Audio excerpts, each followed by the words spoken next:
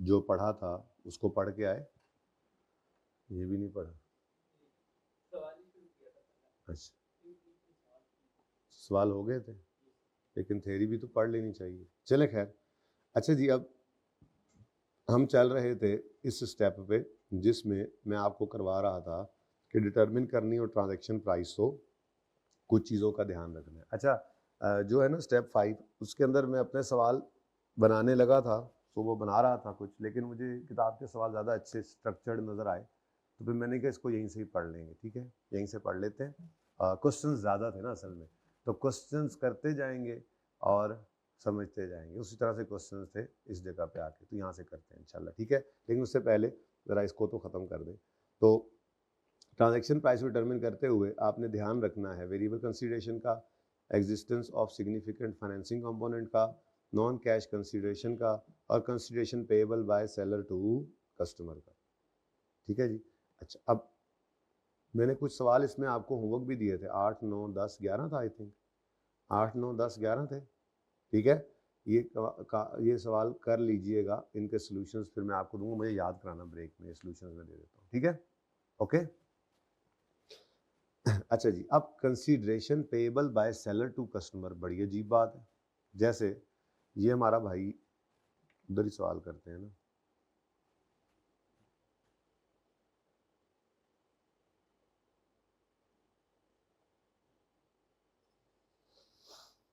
जी 8, 9, 10, 11 आपका होमवर्क थे। ठीक है, 12, 13, 12 मैंने करवाया था, 13, 14 भी हो गया हुआ है। ठीक है, अच्छा, अब 15, 16, 17 मैंने आपको करवाने हैं, लेकिन उससे पहले थोड़ी सी डिस्कशन कि ये बात क्या हो रही है। देखें जी, ये है जो हमारे पास हारिस भाई बैठे हैं ना, आपको पता है हारिस भाई जो हैं इन्होंने ये केपीके से हैं। ठीक है, और केपीके के अंदर जो है वो स्वात के अंदर जो है वो गर्म चादर बड़ी मशहूर है। ठीक है, तो हारिस चादर हाउस इन्होंने बना रखा है।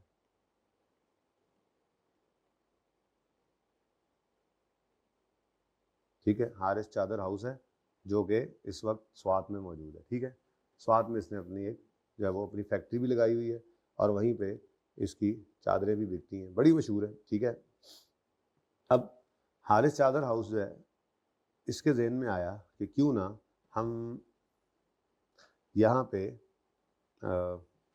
मेट्रो कैश एंड कैरी वालों के पास, मेट्रो कैश एंड कैरी वालों के पास, या ये अलफता पे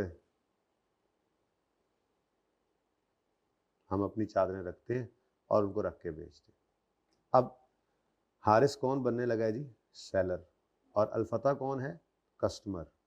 ये ध्यान में रखिएगा, ठीक है ना। फिर अलफता के कस्टमर मैं और आप बनेंगे जाके, अभी वो बात नहीं हो रही। और ये स्टैंडर्ड इस वक्त लगेगा किस पे? हारिस पे, क्योंकि हारिस सेलर है। ठीक है, अब हारिस गया और जाके उसने बात की कि भाईजान आपको मैं अगर चादरें दूं तो बड़ी मशहूर मेरी चादरें हैं, आपकी हाथों हाथ बिकेंगी, आप भी अपना मार्जिन रखें। ठीक है, और मुझे भी आप लाहौर की मार्केट में एक्सेस दें। तो अलफता वाले ने कहा ठीक है, आप चादरें दे दें, हम रख लेते हैं। अब ये क्या है? गुड्स। ठीक हो गया, कॉन्ट्रैक्ट हो गया जी, गुड्स। लेकिन साथ ही अलफता वालों ने कहा कि देखें जी, बात यह है कि हमारे स्टोर में चादरों के की आज तक कोई चादरें हमने लगाई नहीं है, तो हम तो इनको पीछे रख देंगे। अगर आपको मतलब इसने कहा कि यार ज़रा चादरें ज़रा सामने करके यहाँ लगा देना।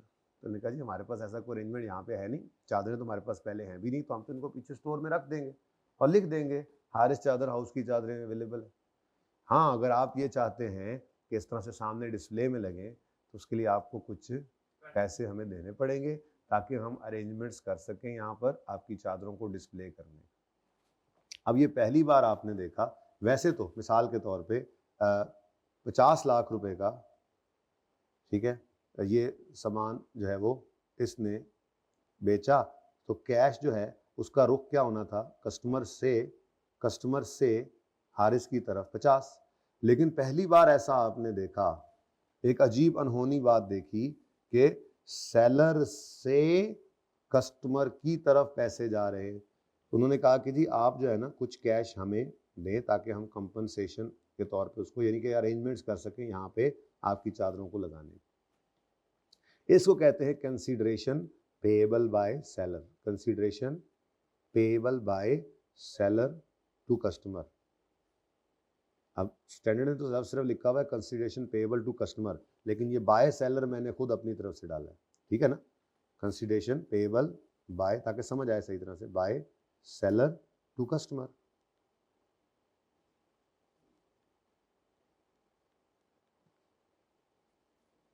अब ये एक कॉन्सेप्ट है जिसको यहाँ सिखाया जा रहा है। अब स्टैंडर्ड ये कहता है कि भाईजान कैश डेबिट रेवेन्यू क्रेडिट जो करने लगे हारिस भाई, तो हमने कहा हारिस तुम्हें कितने पैसे आए? हारिस ने कहा जी 50 आए। हमने कहा तो वो जो 5 रुपए आपकी जेब से गए वो, इसका मतलब असूली बात अब कर रहा हूँ एक, जिसके ऊपर सारा कॉन्सेप्ट अपने खड़ा करना है कि ये 5 रुपए, ये 5 रुपए, ये 5 रुपए आपकी सेल को खा जाएंगे। ये क्या करेंगे? ये 5 रुपए सेल को खा जाएंगे। ये 5 रुपए सेल को खा जाएंगे, इसका मतलब सेल कितनी रिकॉर्ड होगी? 45। ये है जी अब concept consideration payable by seller to customer. बात इतनी सी है, ठीक है। रेवेन्यू कितना रिकॉर्ड करेगा हारिस? 45, ठीक है। अच्छा, क्वेश्चन नंबर 15 यही था, बल्कि थोड़ा सा डिफरेंट है फिगर। चलो, you manufactured Peshawari chappals in Peshawar and sold it to Bata for 30,000. You also paid Bata 6,000 for shelf to be installed at Bata shop for display of these shoes. What is your revenue? हाँ जी बोले, what is your revenue? 24,000, ठीक है। इसको मैं यूँ लिख देता हूँ, यूँ करके छोटी सी वर्किंग बनाता हूँ, ठीक है, कि आपका आपने गुड्स डिलीवर की 30,000 की,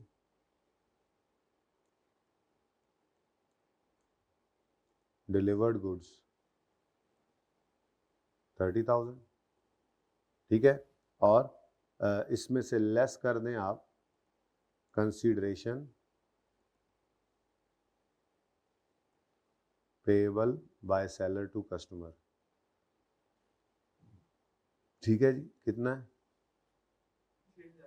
6,000।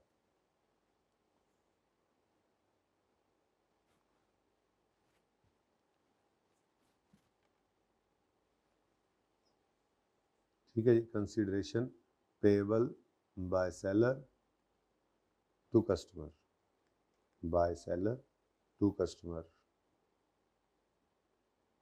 तो ये बन गया जनाब 30,000 माइनस 6,000, तो 6,000 ही था ना, ओके। ये आ गया 24,000। तो आपका रेवेन्यू कितना है जी? 24,000। ये याद रहेगी बात, इसमें कोई मसला नहीं है, ठीक है। बात सिंपल ही है। अगला सवाल पढ़ो, 16वां। 15वां इज ओके, बेसिक कॉन्सेप्ट आ गया। अ cloth manufacturer enter into contract with metro cash and carry. Metro commits to buy at least 20 million of items over next 12 months. The terms of contract require cloth manufacturer Haris to make payment of 1 million to Metro to compensate Metro for that will need to make retail store commodity. ठीक है, 20 million का क्या है? Original contract, लेकिन cloth manufacturer make payment to metro, तो consideration payable to customer आ गया, ठीक है, 1 मिलियन का। अब how much revenue should be recorded by cloth manufacturer assuming all goods are delivered? हाँ जी, ये तो सिंपल सही है, ठीक है। तो रेवेन्यू कितना आएगा? ये लड़ाई नहीं है, लड़ाई आगे शुरू होनी है। रेवेन्यू आप यूँ रिकॉर्ड करोगे 20 माइनस 1 19, ठीक है जी।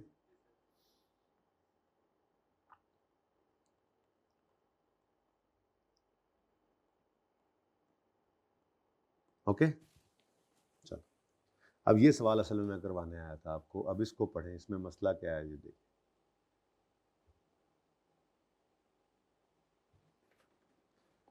An entity enters into a 1-year contract to sell goods to customer that is a large global chain of retail stores. The customer commits to buy at least 15 million of products during the year. Contract also requires the entity to make a non-refundable payment 1.5 to customer at the inception of contract. ये कम जनवरी पे for the change in need to make. वही वाली कहानी है, लेकिन मसला क्या आ गया, 30 जून तक 6 मिलियन चीज़ें इनवाइस हो चुकी हैं और 31 दिसंबर 8 तक रिमेनिंग भी हो गई। अब मसला ये हो गया ना कि क्या पहली सेल को खिलाएं सारे का सारा या दूसरी को, मसला आ गया ना, ठीक है। असल कहानी क्या है, कहानी तो वही है। अब इसमें ना आपने क्या करना है, जनरल एंट्रीज करने से पहले एक छोटी सी वर्किंग करनी है, नहीं वर्किंग करनी है, ठीक है। उस वर्किंग में आपने जो सेल कितने से खाई जाएगी वो परसेंटेज निकाल लेनी है, ठीक है। तो आपने रिडक्शन इन सेल,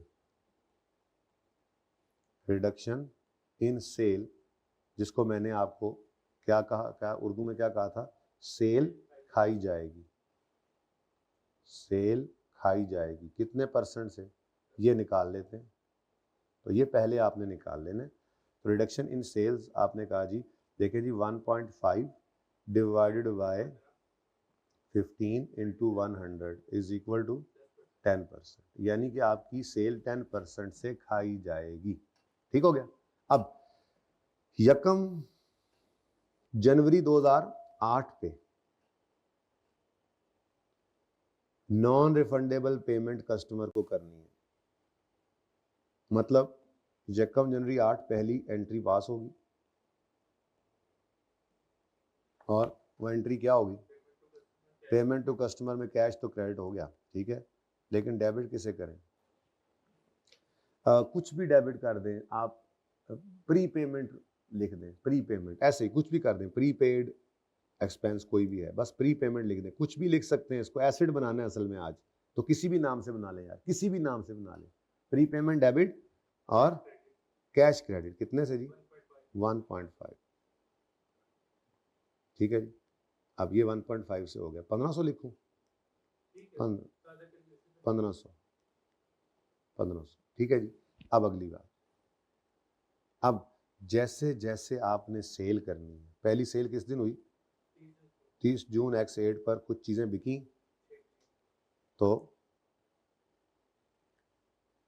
उसकी आपने एंट्री क्या करनी है। अब देखो रेवेन्यू बुक करना है आपने, ठीक है, और पैसे आ भी सकते हैं, मतलब कैश या बैंक, ये दोनों हो सकते हैं ना, कैश या बैंक।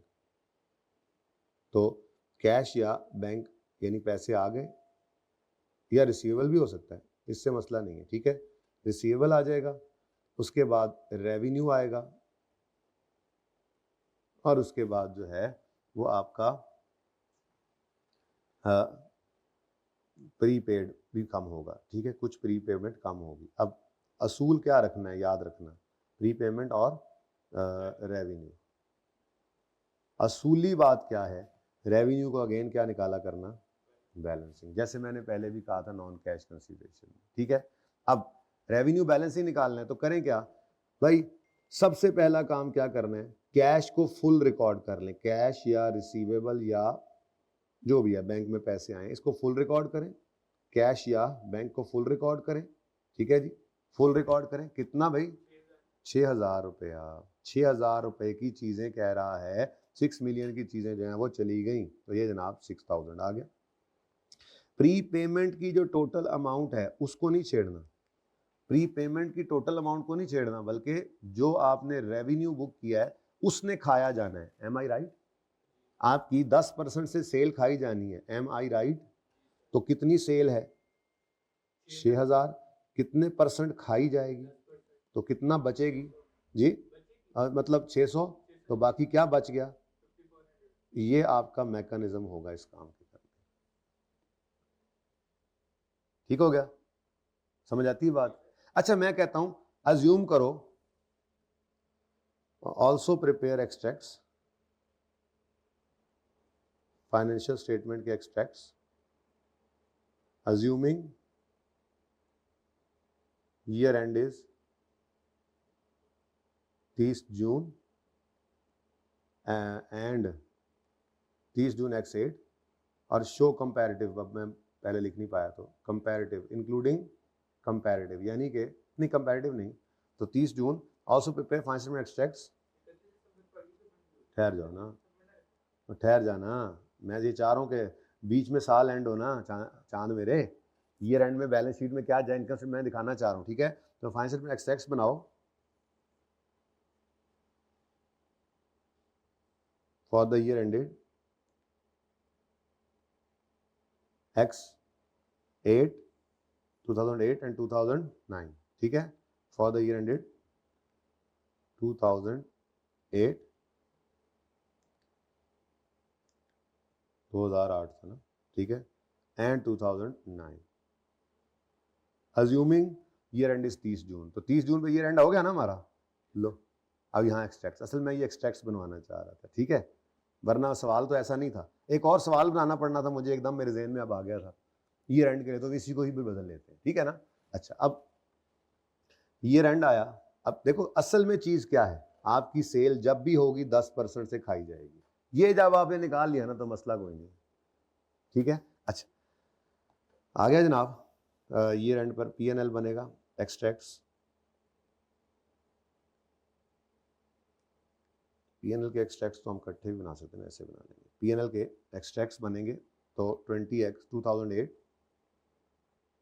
P&L के अंदर क्या जाना है मेरे बच्चों, रेवेन्यू जाएगा, रेवेन्यू बोलो, निकल तो आया रेवेन्यू, वर्किंग कर तो लिए सामने, तो रेवेन्यू कितना नजर आएगा 2008 में 5400, और कोई एक्सपेंस नहीं है। हाँ बैलेंस शीट के अंदर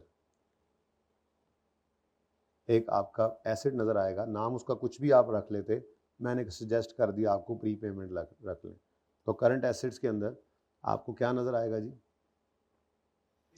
करंट एसेट में प्री पेमेंट।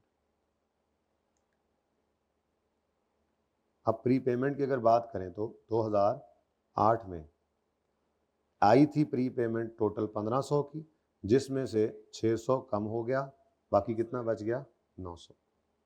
तो अगर 2008 के एक्सट्रैक्ट्स बनाने हो तो ये आपके एक्सट्रैक्ट्स। अच्छा अब 2009 में मैं घुसाता हूं इसको, तो 2009 आया,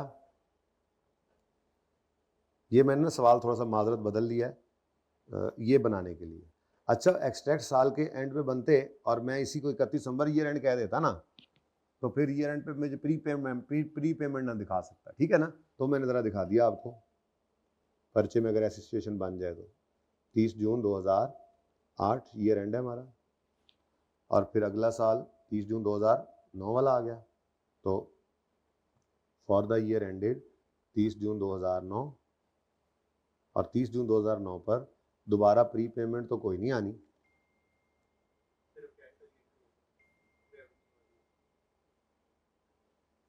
तो प्री पेमेंट की एंट्री कोई नहीं आनी। हाँ अब ये तरतीब क्या रखनी है, जरा प्लीज इसको देखना नहीं है, प्लीज ना देखिएगा पिछली एंट्री को, तरतीब क्या,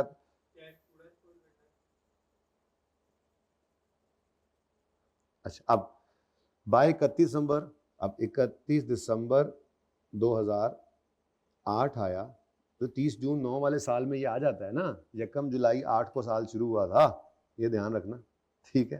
तो 31 दिसंबर 8 पर वो कहता है जी रिमेनिंग 9 मिलने की चीज़ें भी इनवॉइस हो गई, तो इनवॉइस हो गई हैं, कैश आ गया नहीं आया, बैंक में पैसे आ गए नहीं आया, रिसीवल हो गया होगा, तो फुल अमाउंट, कैश की फुल अमाउंट लिखनी है आपने, कितनी 9, और फिर स्टेप 2 में क्या करना है, प्री पेमेंट को आपने कम करना है, और स्टेप 3 में रेवेन्यू निकालना है, और रेवेन्यू हमेशा क्या निकालोगे इस सिनेरियो में, तो ये बुरा सिनेरियो बनाया, वर्स्ट केस सिनेरियो बनाया, कॉन्सेप्ट वाज ओवर देयर, ये तो आपको पता है मेरी पूरे सिलेबस में आपके साथ यही रूटीन रही है कि हम वर्स्ट केस सिनेरियो के लिए खुद को तैयार कर लेते थे, तो पर्चे में जहां मर्जी जाते हैं फिर में मसला नहीं होता, तो कॉन्सेप्ट वाज ओवर हेयर, ये कॉन्सेप्ट है, ये कॉन्सेप्ट है, लेकिन अब अकाउंटिंग का मसला तो है ना बीच में, अकाउंटिंग का छोटा सा मसला आ जाए फायदा है कोई, ठीक है, तो वो करके देख लो, एक दफा करना ही तो है। अब 9000 जो रेवेन्यू बनता है उसका 90% खाया, सॉरी 10% खाया जाना है, यानी 900 खाया जाएगा, तो बाकी बैलेंसिंग ये रेवेन्यू आप, ठीक है जी। अब अगर एक्सट्रैक्ट की बात करूं मैं तो 2009 के अंदर रेवेन्यू कितना बुक हो रहा है, अब देखो 8100 जमा 5400 करो ना, कितना बनता है 5400, 13,500, जबकि कॉन्ट्रैक्ट पूरी सेल पूरी कितनी की थी 1500 की। तो 15,000 की चीज़ें बेची थी, लेकिन रेवेन्यू कितना रिकॉर्ड हुआ 13,500, क्योंकि 1500 से आपकी सेल खाई गई। लेकिन वो इकट्ठी नहीं खाई गई ना, वो टुकड़ों में खाई गई। तो मैंने बीच में साल भी डाल दिया कि यार साल एंड हो जाए तो क्या करना है, कुछ भी नहीं होगा, टेंशन नहीं लेनी, ठीक है। अच्छा, बैलेंस शीट की अगर बात करें तो 2009 के स्टार्ट पे 900 का प्री पेमेंट पड़ा था और वो ख़त्म हो गया, कहानी ख़त्म, ये लो, ठीक है। तो ये जनाब आपका कॉन्सेप्ट है, इससे आगे अब मेरा नहीं ख्याल जा सकता है ये, ठीक है।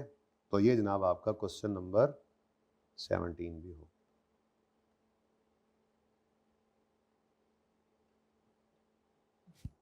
ठीक है, ले लें। ऊपर वाली भी तस्वीर लेनी है, ये तो ऐसे ही था, लेकिन चलो आप पूरा कॉन्सेप्ट अगर लेना चाहो। ये कोई और सवाल था इसलिए इसको इधर रख, यार सही नज़र नहीं आ रहा उस्ताद, ये ऐसे ही, ठीक है। कोई मसला, कोई और सवाल करवाऊं या ये काफ़ी है? और करवाना पड़ जाना था मुझे अगर मैं ये बीच में ईयर एंड वाली फनकारी ना लगाता, क्योंकि दिमाग में तो मेरे आ ही गया था ये, ठीक है, कि ये काम भी होना चाहिए। Consideration payable by seller to, अब इधर देखो, वेरिएबल कंसीडरेशन का कोई एग्जाम्पल नहीं था, हमने 2-3 कर ली। फाइनेंसिंग की कोई एग्जाम्पल हमने छोड़ी नहीं थी, खैर यहाँ पे भी आ गई। Enters into a contract with the customer to supply furniture on 30 सितंबर X3, control will be transfer on इसी डेट, प्राइस स्टेटेड है इतनी जो कि ड्यू है फॉर पेमेंट ऑन, तो ये सीन क्या बन रहा है, आज डिलीवरी है या कम नहीं 30 सितंबर, चलो 30 लिख लो, 30 सितंबर X3 पर, और उसके बाद एक साल गुजरेगा, 30 सितंबर X4 आएगा, फिर 30 सितंबर X5 आएगा, और जाके कहीं, हाँ, तो ये आपका कैश पड़ा है।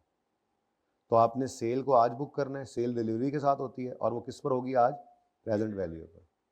तो ये कैश को पकड़ कर इधर लाएंगे और अपना टेबल बनाएंगे। इन्होंने जैसे भी किया हो मुझे इनसे कोई लेना देना नहीं है। वैसे टेस्ट एंड अंडरस्टैंडिंग इसका आंसर डिफरेंट जगह पर पड़ा होगा। तो मार्केट रेट इंटरेस्ट का भी 7% गिवन है, ये किया था। अच्छा, तो ये जनाब ईयर एंड भी 30 सितंबर ही है, कोई मसला नहीं होना चाहिए, इसको आपने करना है।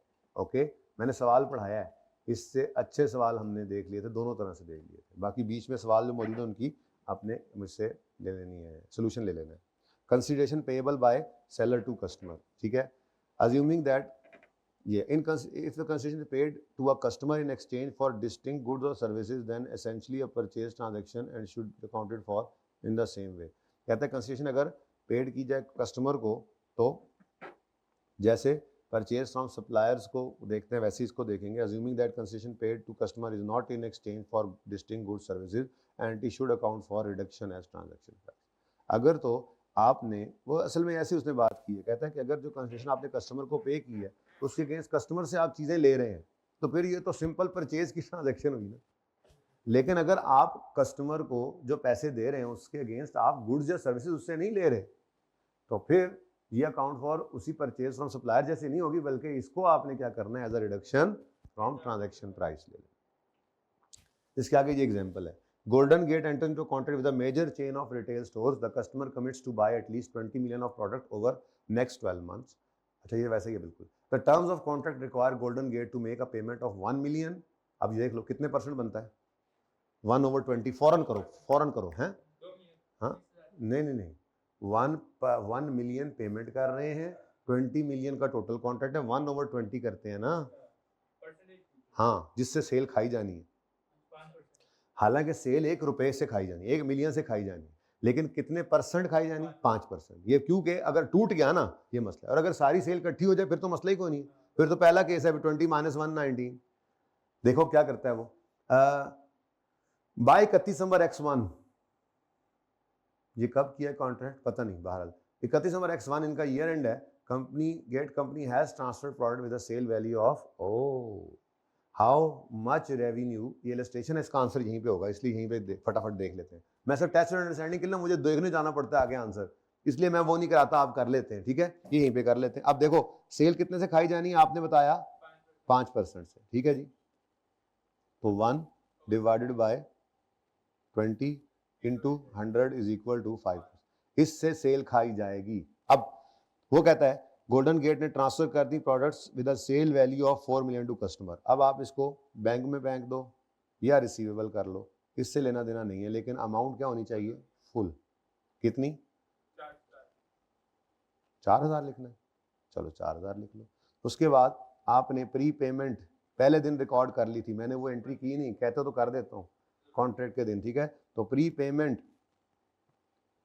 जो आपने रिकॉर्ड कर रखी थी 1000 की, उसको कितना खाया जाना है उसने, हाँ अब यहाँ पे आप गलती कर रहे हो, भूल रहे हो, प्री पेमेंट का 10% नहीं खाया जाना, हमने परसेंटेज के लिए यूज कर लिया है, जो रेवेन्यू टोटल है उसका 10% खाया जाना है। तो 4000 का 10% जाएगा खाया, कितना, 5% है, पिछले सवाल वाली चल रहा है जी, कितना बनता है 200, तो बाकी फिर बैलेंसिंग क्या कह दो, रेवेन्यू। अब पता नहीं इसने क्या तरतीब रखी है, मुझे नहीं पता, लेकिन मैंने आपको एक आसान सा रास्ता बता दी, कितना, तो अल्लाह करे या अल्लाह इज्जत रखी, वो 3800 ही है, लेकिन उसने दूसरी तरह से कहा है ये, ठीक है, ओके। तो ये 5%, अच्छा हाँ सही है, वो भी यही किया हुआ है, transaction price is reduced by 5%, therefore reduces the transaction price, तो फिर 95%, ठीक हो गया, और कोई मसला।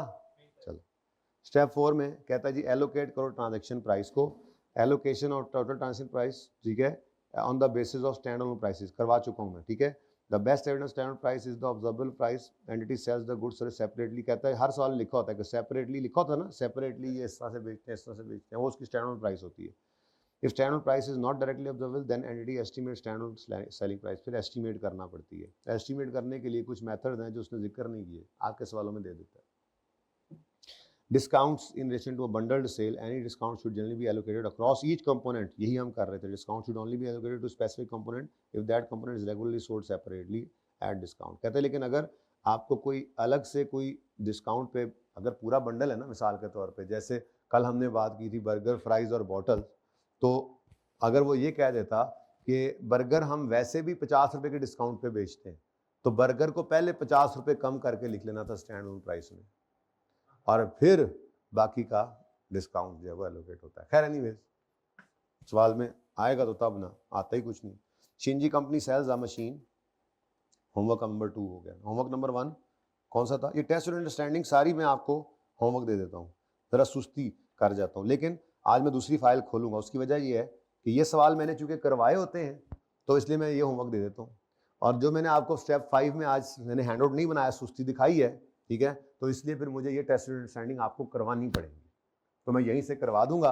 फिर आपके लिए प्रैक्टिस के लिए बचेगी बीपीपी की किट, कैप्लान की किट और एसीसी हब, फिर यहाँ से आपको कुछ नहीं मिलेगा। लेकिन वैसे भी चूंकि एंड चल रहा है, अब इसमें मैं अब आपका ज़्यादा काम पहले ही इकट्ठा हो गया, तो अब मैं ये भी आप पे डालूं, इसकी बजाय पे मैंने वो डबल काम करने की बजाय, वो तो प्रैक्टिस का टाइम था, आपको मैं बताता नहीं था, लेकिन चल प्रैक्टिस रही होती थी कि मैं मिलते जुलते सवाल बना लेता था, उसके बाद पे कहता था चैप्टर पढ़ो, आप एक सवाल मेरे साथ किए, फिर उसको प्रैक्टिस की, उसके बाद आपका हाथ सीधा हो गया।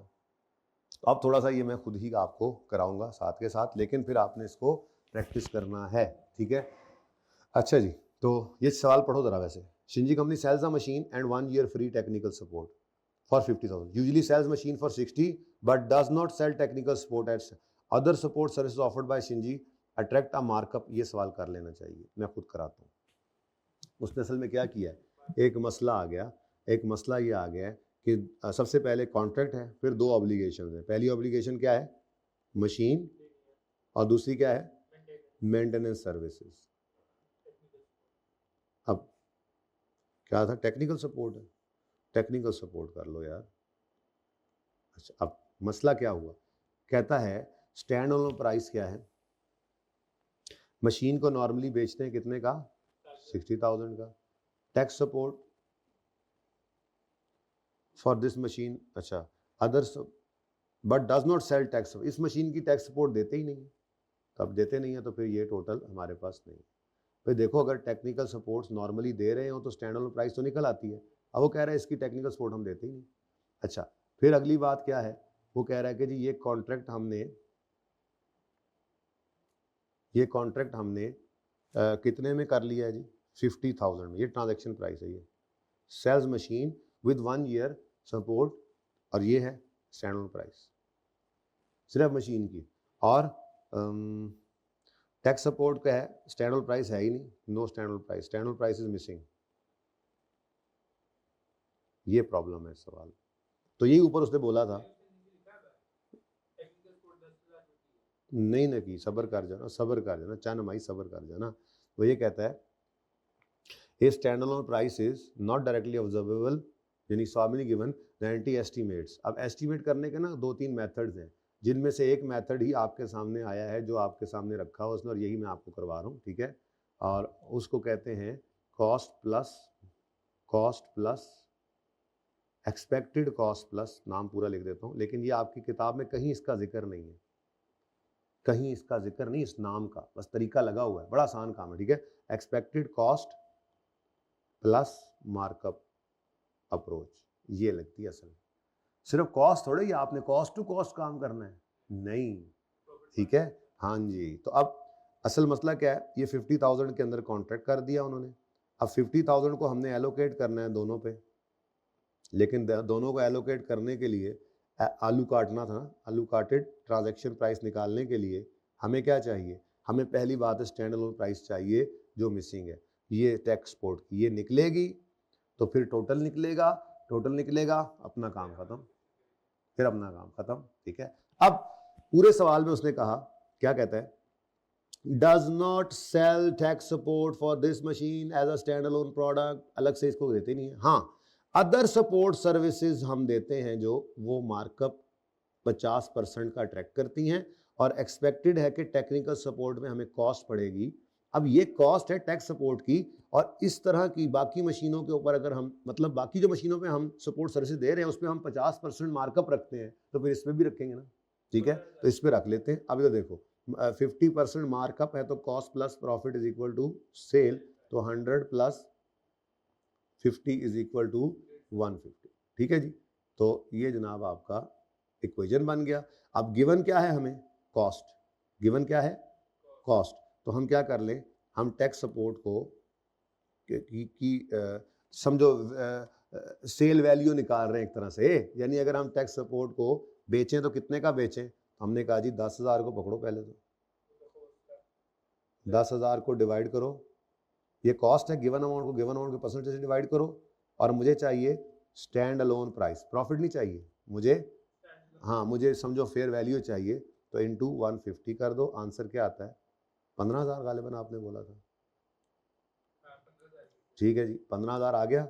अब ये 15,000 आने के साथ ही आपका सवाल छलांगे लगाता हुआ पूरा हो गया, क्योंकि ये 15,000 आया और ये बन गया 75। अब 75 वाली चीज आपने 50 में दी है, अब एलोकेट कर दो,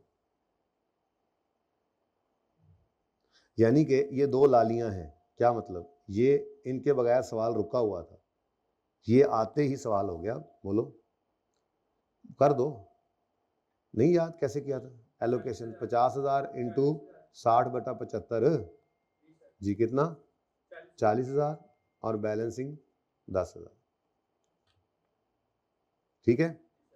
अब वो क्या कह रहा था, how should the transaction price B allocated between machine and, अच्छा अगर है आपके पास किताब तो ओपन, चलो मैं ही खोल लेता हूँ यार, अब ये तो चलना ही है साथ साथ, ठहर जाओ, ये सवाल तो मेरे हो गए खत्म, ये औखा काम है ना असल से, क्योंकि ऐसे जाके तो देख नहीं सकते, ऐसे जाके देखें तो फिर वापस आए, फिर ये आना जाना करते रहे। कौन सी अंडरस्टैंडिंग टेस्ट यूर थी, कौन सी अंडरस्टैंडिंग टेस्ट यूर थी, अंग्रेजी चेक करो मेरी, कौन सी थी, याद ही नहीं, 2,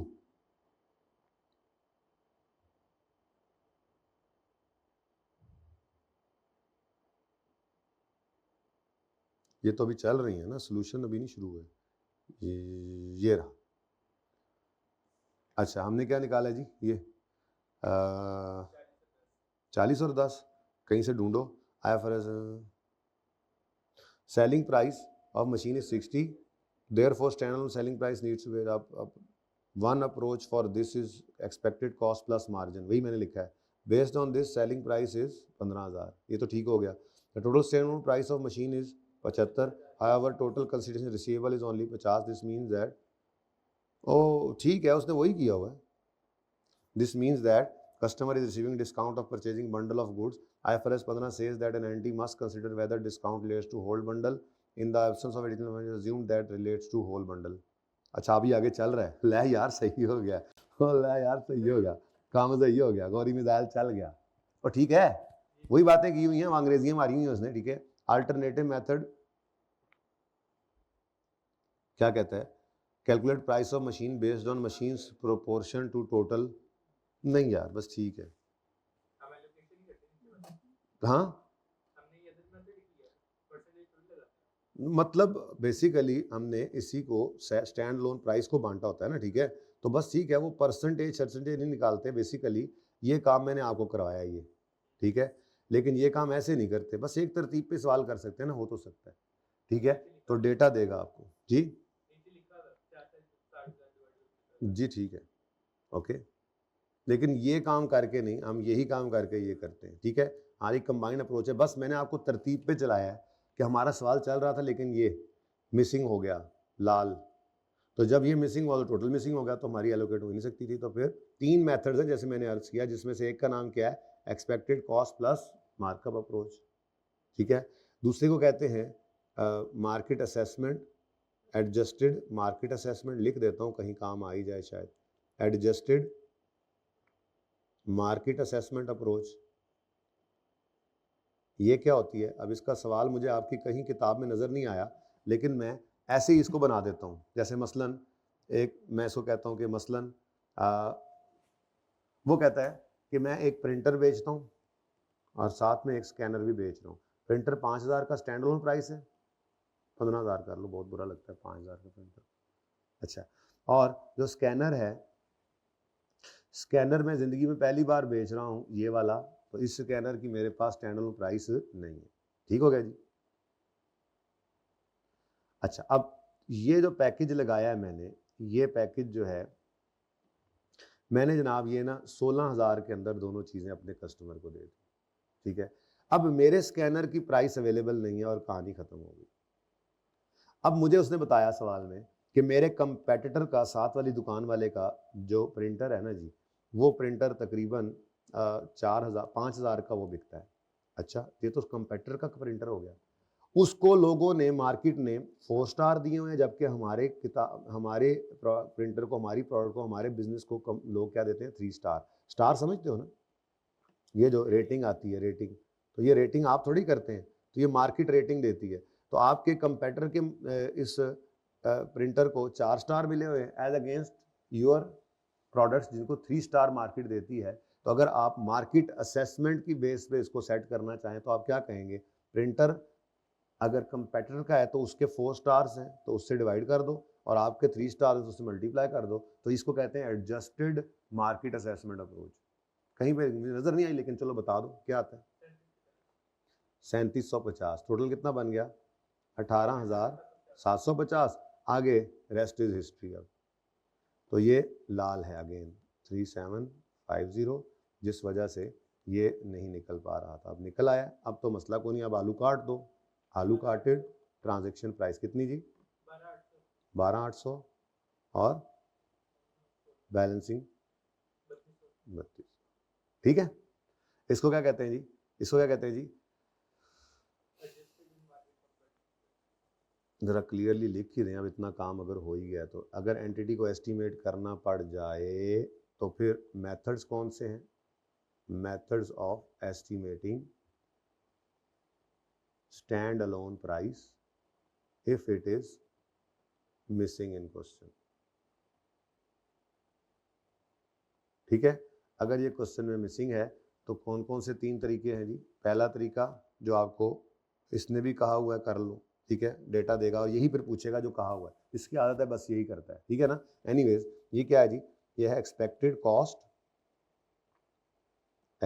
कॉस्ट प्लस मार्कअप अप्रोच, ठीक है जी, इसके लिए आपकी टेस्ट योर अंडरस्टैंडिंग 2 आ गई, ठीक हो गया, ये मैंने करवा दी। उसके बाद दूसरा तरीका क्या है जी, adjusted market assessment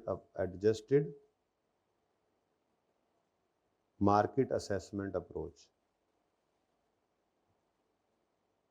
यानी मार्केट की रेटिंग की बेस पे दूसरे हमसाए का आपको उसने दे दिया, प्राइस बता दी, और तो ये क्लास एग्जाम्पल। अब मैंने डेटा पूरा नहीं दिया, बस ऐसे ही बता दिया, समझ आ गई है कि वो यूँ लिखा होगा सवाल में, ठीक है, यूँ लिखा होगा कंपनी प्रिंटर और स्कैनर का कॉन्ट्रैक्ट किया है 16,000 में, कंपनी नॉर्मली सेल करती है प्रिंटर 15,000 का, लेकिन स्कैनर को कभी सेल नहीं किया, और स्कैनर के बारे में लिखा हुआ है कि इसकी स्टैंडर्ड प्राइस अवेलेबल नहीं है, और similar scanner of competitor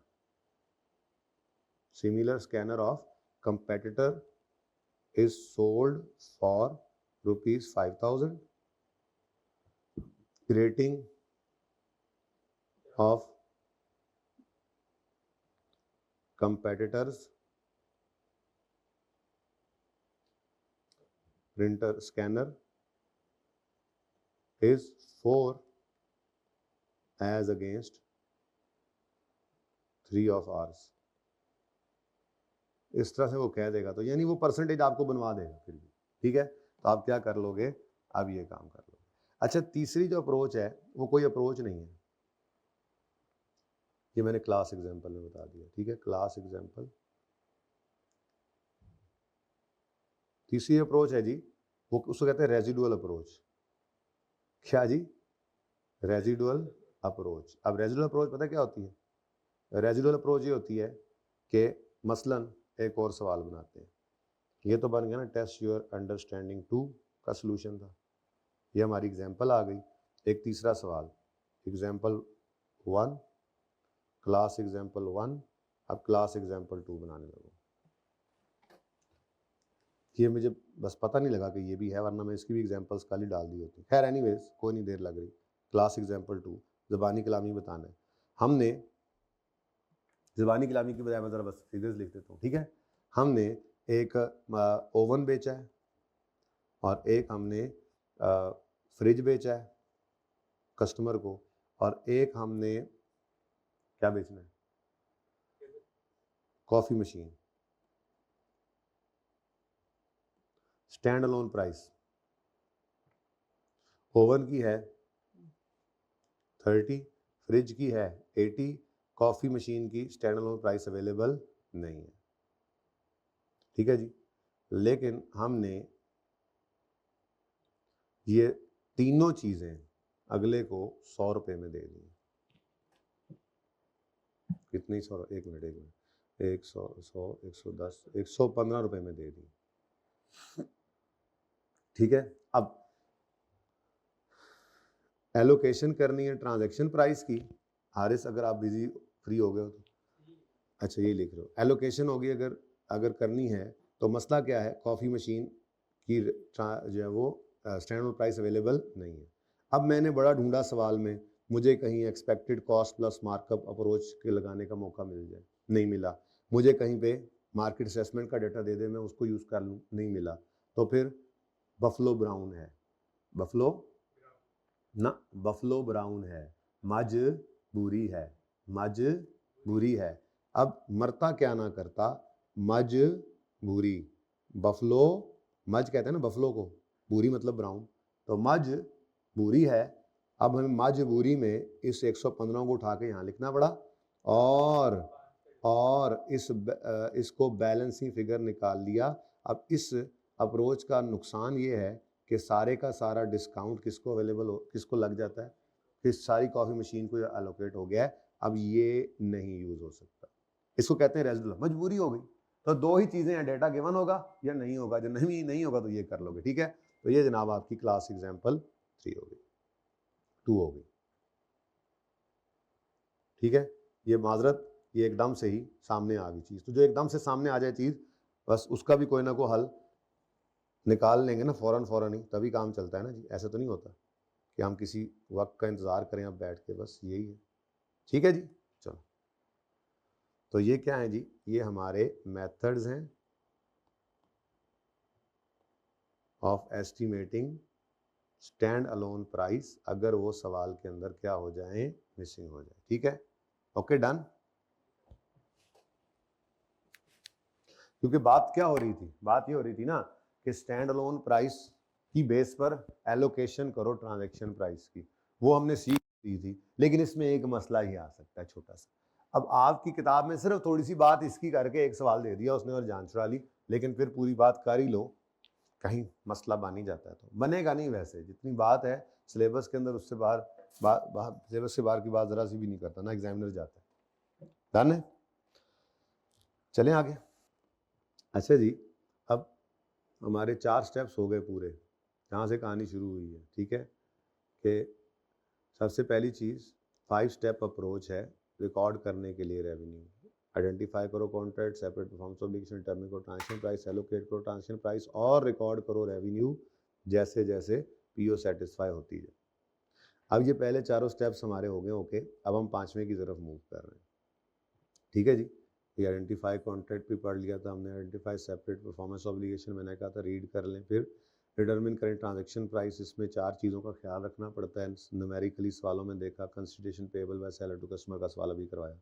allocate करना और ट्रांजैक्शन प्राइस, तो उसको करना होता है total consideration should be allocated to each performance in proportion to stand alone price. Base क्या है, बेस क्या है, in proportion to stand alone selling price. Stand alone prices की बेस पे हम इसको एलोकेट करते हैं। एलोकेशन किस बेस पर होती है जी, स्टैंड अलोन प्राइस की बेस पर। और स्टैंड अलोन प्राइस क्या होती है, स्टैंड अलोन प्राइस का सबसे अच्छा वो कहता है एविडेंस यही है कि जब गुड्स और सर्विसेज एंटिटी सेल करती है separately in similar circumstances similar customers, यानी कि नॉर्मली वो अलग से बेचते भी आ रहे होते हैं, लेकिन अगर stand alone selling price is not directly observable then entity can estimate. और एस्टिमेट करने के लिए मैंने आपको फिर 3 मेथड्स पढ़ा दिए कि ये मसला हो सकता है। उसके बाद फिर डिस्काउंट को एलोकेट करते हैं, लेकिन उसने कहा है डिस्काउंट अगर किसी स्पेसिफिक प्रोडक्ट का अलग से हो तो पहले उसको ही चार्ज कर देना और फिर बाकी का काम करना है। ठीक है, ये बात समझ आती है, ओके। अच्छा, उसके बाद अब बात होती है रिकॉर्ड करना है रेवेन्यू। तो रेवेन्यू को रिकॉर्ड करना है, असूल क्या है, जब पीओ सेटिस्फाई हो जाए, और पीओ सेटिस्फाई होती है जब कंट्रोल ट्रांसफर होता है। तो ये असूल है, revenue is recorded when entity satisfies performance obligation by transferring promised goods और सर्विसेज टू द कस्टमर। तो रेवेन्यू को कब रिकॉर्ड करना है, रेवेन्यू कब रिकॉर्ड करना है, बोलो जी। नहीं, ऑब्लिगेशन नहीं, कंट्रोल ट्रांसफर होता है जब ऑब्लिगेशन सेटिस्फाई होती है, when entity satisfies a performance obligation. हाँ, बाय ट्रांसफरिंग प्रॉमिस गुड्स और सर्विसेज, तो सेटिस्फाई जब हो जाएगी परफॉर्मेंस ऑब्लिगेशन तो रेवेन्यू रिकॉर्ड कर लेना है। For each performance obligation identify entity must determine at the contract inception whether satisfy करती है परफॉर्मेंस ऑब्लिगेशन ओवर टाइम और सेटिस्फाई करती है performance obligation at a point in time. ठीक है, तो हर performance, for each performance obligation जो आपने आइडेंटिफाई की है, for each performance obligation determine करो एट स्टार्ट ऑफ कॉन्ट्रैक्ट। क्या डिटरमिन करो कि पीओ ओवर टाइम सेटिस्फाई हो रही है या at a point in time. अगर PO at a point in time satisfy हो रही है तो रेवेन्यू भी at a point in time record होगा। और अगर जो है वो पीओ सेटिस्फाई हो रही है ओवर टाइम तो रेवेन्यू भी रिकॉर्ड होगा ओवर टाइम। ठीक है, अब इसमें 2 चीज़ें हैं जी। पहली चीज़ है satisfying a performance obligation at a point in time. ये सिंपल है लेकिन इसको हम बाद में करेंगे। इसकी मेन बात तो बस इतनी सी है, ठीक है, कि अगर PO over eight a point in time satisfy हो रही है तो revenue eight a point in time record कर लो। और उसके कुछ इंडिकेटर्स उसने बता दिए और कुछ 3 स्पेसिफिक केसेज हैं। एक कंसाइनमेंट इन्वेंट्री है, ठीक है जी, कि चीज़ें रखवा दी, जैसे डीलर्स के पास, होंडा के डीलर के पास होंडा की गाड़ियाँ खड़ी हैं तो वो कंसाइनमेंट इन्वेंट्री, कंसाइनमेंट सेल होती है, ठीक है, कंसाइनमेंट की ट्रांजैक्शन होती है। फिर रीपरचेज एग्रीमेंट, एक बंदा चीज़ें बेचकर फिर वापस खरीद लेता है, जैसे सेल एंड लीज बैक भी हमने पढ़ा था, ये उससे मिलता जुलता है। ये कुछ स्पेसिफिक केसेज है, रेवेन्यू रिकॉर्ड करने से इनसे कोई ताल्लुक नहीं है, बस eight a point in time वाले में कुछ एक्सेप्शन है। तीसरा है विल एंड होल्ड अरेंजमेंट। बहुत आसान चीज़ें हैं लेकिन इनको मैं शायद कल कराऊँ। मैं असल काम की तरफ आ रहा हूँ जो सबसे ज़्यादा टेस्ट करता है और जो ज़रा सा टेक्निकल भी है, ज़रा उस पर टाइम लगा लें। फ्रेश हैं हम, फिर हम इंशाल्लाह अगले लेक्चर में कंसोलिडेशन शुरू कर देंगे और फिर हो सकता है कंसोलिडेशन के साथ फिर मैं पॉइंट इन टाइम वाले की तरफ भी आऊँ अगर इसमें से कुछ ना रहता हुआ तो, ठीक है। तो यहाँ से मैं आपको शुरू करने लगा हूँ आपकी बात, ठीक है। ये satisfying a performance obligation over time, बहुत बहुत बहुत इंपॉर्टेंट ये एरिया है, ठीक है जी, वेरी इंपॉर्टेंट।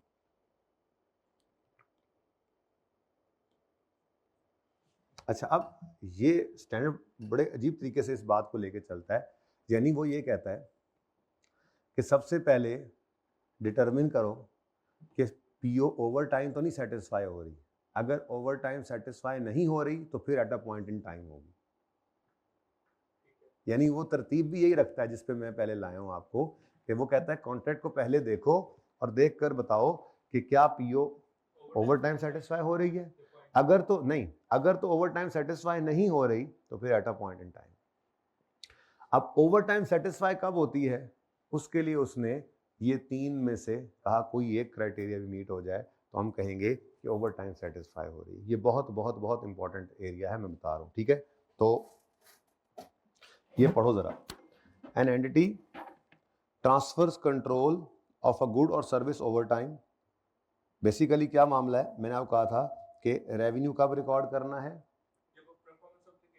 इधर देखना जरा, रेवेन्यू रिकॉर्ड कब होना है, revenue recorded when PO is satisfied, PO is satisfied, और PO is said to be satisfied कब, पीओ कब सेटिस्फाई होती है, बोलो बोल दो, जब, हाँ, कंट्रोल एक ब्रॉडर टर्म है, ठीक है, कंट्रोल में रिस्क एंड रिवॉर्ड भी आता है, ठीक है। और PO is satisfied when control is transferred, असल तरतीब ये है। और अगर कंट्रोल ट्रांसफर हो रहा है at a point in time तो revenue point in time record हो जाएगा, और अगर कंट्रोल ट्रांसफर हो रहा है ओवर टाइम तो फिर रेवेन्यू भी रिकॉर्ड होगा ओवर टाइम। अब तरतीब समझ आइए। अच्छा, तो अब स्टैंडर्ड ये कहता है कि an entity transfer control of goods service over time and therefore satisfy performance obligation and records revenue over time if one of the following criteria is met। अगर इनमें से कोई एक criteria, if one of the following criteria meet हो जाए, अगर कोई भी एक क्राइटेरिया मीट हो जाए तो इसका मतलब क्या होगा, इसका मतलब होगा कि एंटिटी ट्रांसफर कर रही है कंट्रोल को ओवर टाइम और इसीलिए रिकॉर्ड कर ले रेवेन्यू ओवर टाइम, ट्रांसफर कर रही है कंट्रोल को ओवर टाइम तो फिर रेवेन्यू को भी रिकॉर्ड करे रेवेन्यू को भी ओवर टाइम, ठीक है। ये देखो, ठीक है, अगर इनमें से कोई क्राइटेरिया मीट हो जाए तो इसका मतलब क्या है, ट्रांसफर हो रहा है कंट्रोल ओवर टाइम तो फिर रिकॉर्ड करे रेवेन्यू भी ओवर टाइम, कब, जब कोई एक क्राइटेरिया मीट हो जाए। अब बहुत सिंपल क्राइटेरिया है ये, ठीक है। जैसे मसलन आप भाईजान जिम जाते हैं, ठीक है, तो पहली एग्जांपल में इसकी बना लेता हूं, ए,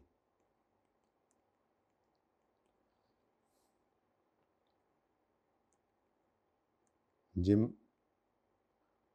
या वावडा वाले आपको बिजली प्रोवाइड कर रहे हैं, वावडा, ठीक है, तो ये परफॉर्म कर रहे हैं, gym is performing, gym seller है ना, जिम वाला क्या है, सेलर है, और आप उसके कस्टमर हैं, ठीक है। तो इस वक्त हम बात कर रहे हैं जिम वाले की, ठीक है। तो जिम वाला जो है वो परफॉर्म कर रहा है, अपनी सर्विस दे रहा है, परफॉर्मेंस कर रहा है ना, बोलो, जिम वाला परफॉर्म कर रहा है, और जैसे जैसे वो परफॉर्म कर रहा है आप उसको रिसीव करते जा रहे हैं सर्विस को। देखो ना, पहली बात तो ये बताओ कि क्या आपने जाकर जिम में कहा जी मैंने आप यहाँ पर वर्जिश के लिए एनरोलमेंट करनी है, तो क्या जिम वाले ने आपको शॉपर के अंदर डाल के सारी सर्विसेज दे दी थी, नहीं ना दी थी, ठीक है। इसका मतलब ये हुआ कि eight a point in time तो ये पीओ सेलर सेटिस्फाई नहीं कर रहा। अब ओवर टाइम कर रहा है कब, क्यों क्यों ये ओवर टाइम लग रहा है आपको? क्योंकि आप जो यानी कि कस्टमर साहब हैं, ये आप हैं, ठीक है, ये हमारा कस्टमर है, कस्टमर, ठीक है, ये जो कस्टमर है ये इसको रिसीव कर रहा है और साइमल्टेनियसली रिसीव करके कंज्यूम भी कर रहा है। यानी customer is receiving end simultaneously consuming the goods और सर्विसेज। तो साइमल्टेनियसली रिसीव और कंज्यूम करे, एक गुड सर्विसेज जो है वो साइमल्टेनियसली रिसीव करते हुए कंज्यूम भी करता जा रहा है, तो इसके बारे में सेनेट कहता है कि ये क्राइटेरिया मीट करता है ओवर टाइम वाला। ठीक है, ये सबसे सिंपल केस है, ये सबसे सिंपल केस है। या मसलन कॉलेज में आपने एनरोलमेंट करवाई, अब कॉलेज में आपको जो सर्विसेज दी जा रही है, यहाँ पर परफॉर्मेंस की जा रही है, पीओ सेटिस्फाई की जा रही है, और आप स्टूडेंट्स जो हैं उसको रिसीव करके साइमल्टेनियसली कंज्यूम भी करते जा रहे हैं। ठीक है, तो criteria 1, customer simultaneously receives and consume the benefit provide by entities performance. अगर ऐसा होगा तो फिर क्राइटेरिया मीट हो गया किसका? और transfer of control over time का, तो रेवेन्यू रिकॉर्ड कर लो फिर ओवर टाइम। ये इस तरह से पढ़ रहे हैं, समझ आती है? अच्छा, दूसरा केस बनाते हैं हम। दूसरा केस ये कि मसलन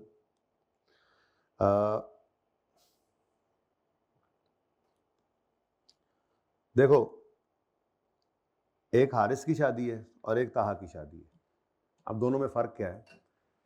ताहा लाहौर में रहता है, आपको पता है, तो इसके यहाँ पे घर पे इतनी जगह नहीं थी कि ये यहाँ पे बुला ले अपने कारपेंटर को, तो इसने कारपेंटर को ऑर्डर कर दिया। अब ऑर्डर कर दिया तो फर्नीचर जो है वो कारपेंटर की अपनी शॉप पे बन रहा है, उसके शोरूम पे बन रहा है। तो फिर सेलर कारपेंटर है, आप नहीं हो, आपकी शादी सिर्फ करा रहा हूँ मैं, ठीक है ना। अब सेलर जो है, कारपेंटर जो है, वो क्या कंट्रोल साथ के साथ ट्रांसफ़र कर रहा है आपको? ताहा नहीं, वो तो चीज़ें पूरी बनेंगी तो आपको कम्प्लीटली ट्रांसफ़र होंगी, तो फिर वो आपका वाला सेलर जो है, आपका वाला कारपेंटर जो है, वो eight a point in time control transfer कर रहा है, तो रेवेन्यू भी at a point in time record करेगा। हाँ, उसकी एक्सेप्शन है, वो बाद में बताता हूँ।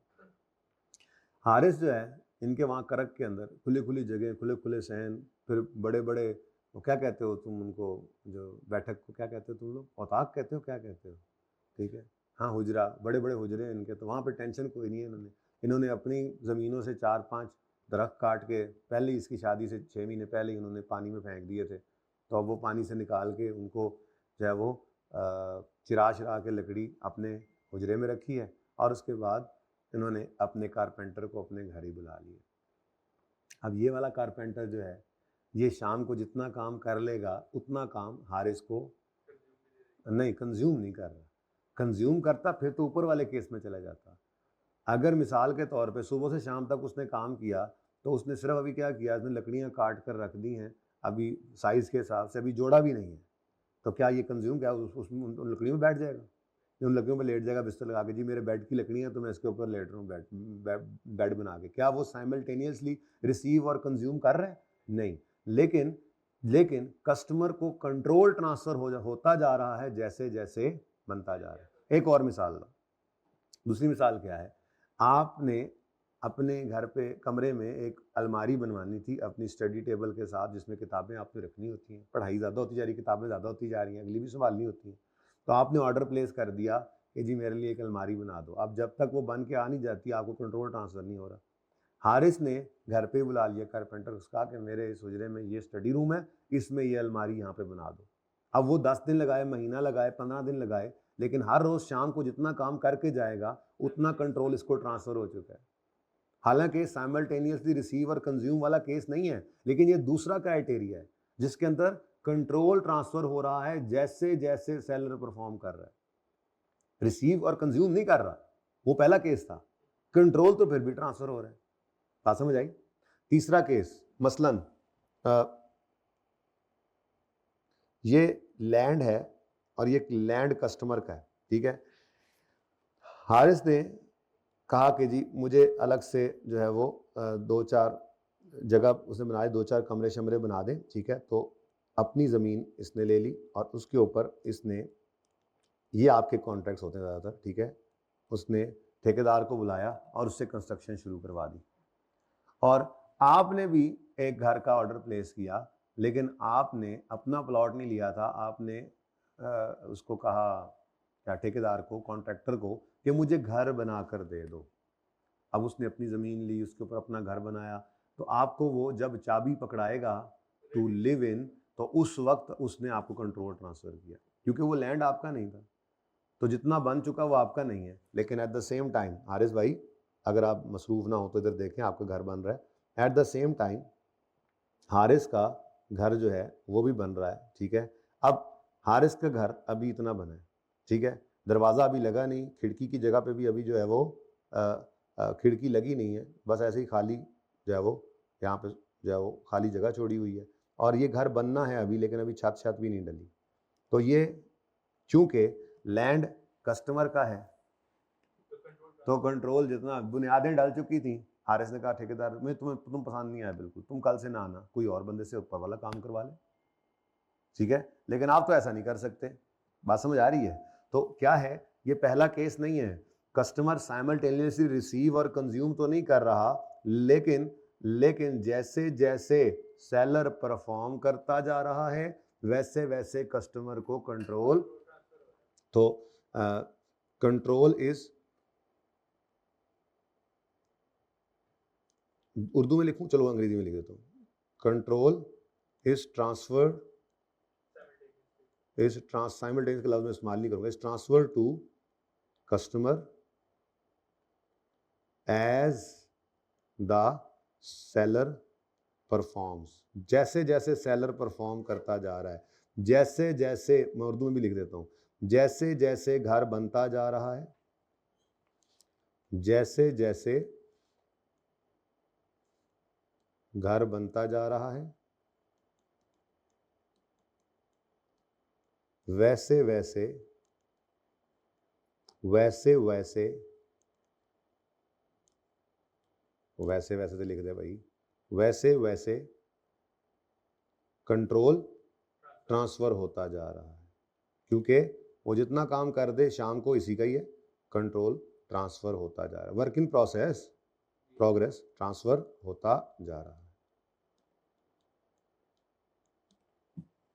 कस्टमर, सेलर परफॉर्म करता जा रहा है, कस्टमर को कंट्रोल ट्रांसफर होता जा रहा है। हालांकि अभी इस घर में ये रह नहीं सकता। क्या ख्याल है, इस घर में रह सकता है? जो लकड़ियां काट कर वो चला गया तो क्या उसके ऊपर वो मैट्रेस लगा के सो सकता है?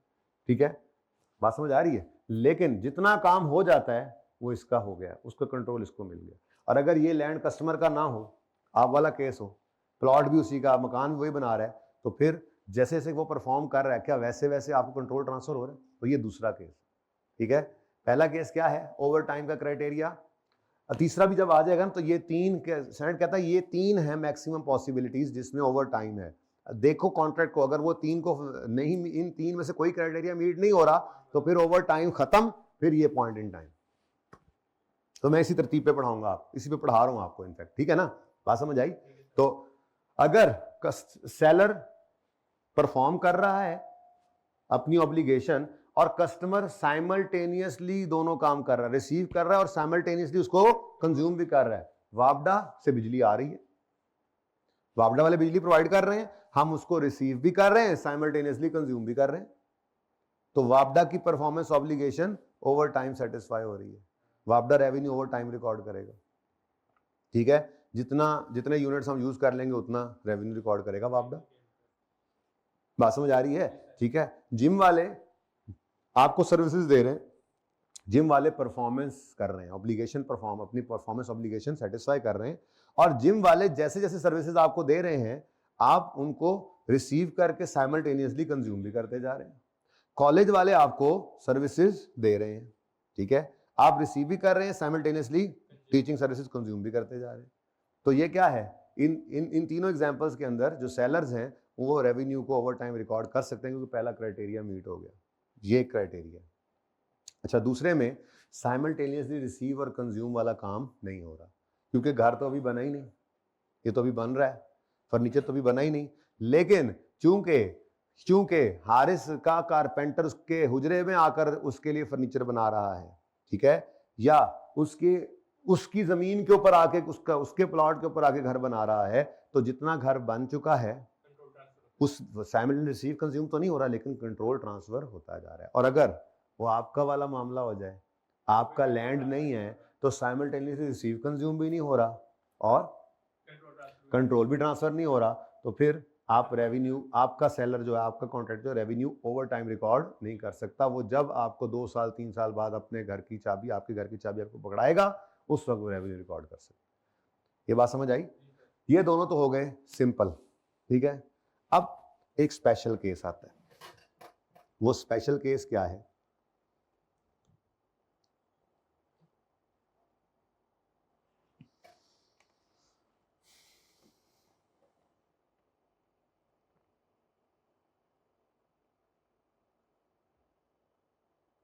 पहले तो प्लॉट लेना।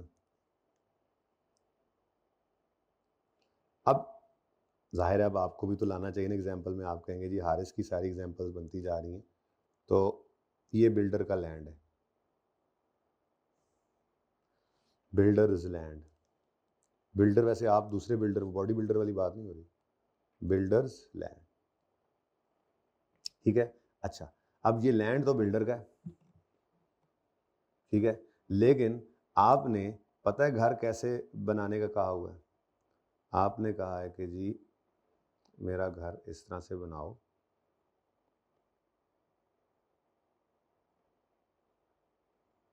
कि देखने वाले को वो उल्टा नजर आए।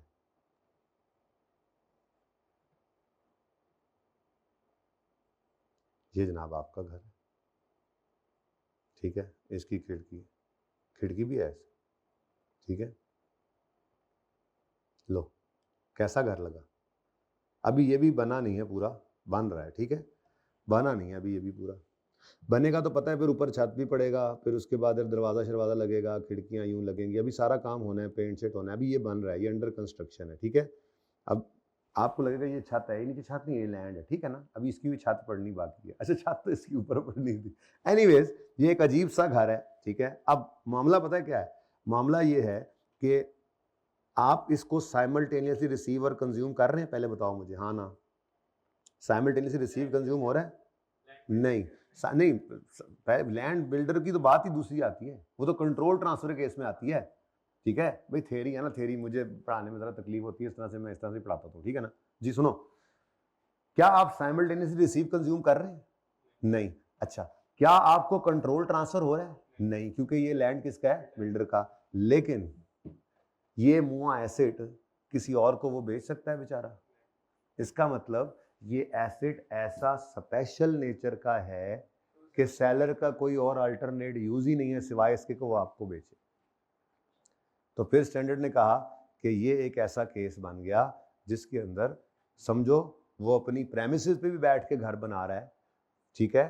तो हारिस ने कहा जाके अपने कारपेंटर को कि तुम मेरे हुजरे में ना बनाना, लेकिन एक कुर्सी बनाओ जिस कुर्सी की शक्ल बतख जैसी हो, यानी उसके ऊपर मैं बैठा हूँ तो यूं लगे मैं बतख के ऊपर बैठा हूँ, ठीक है।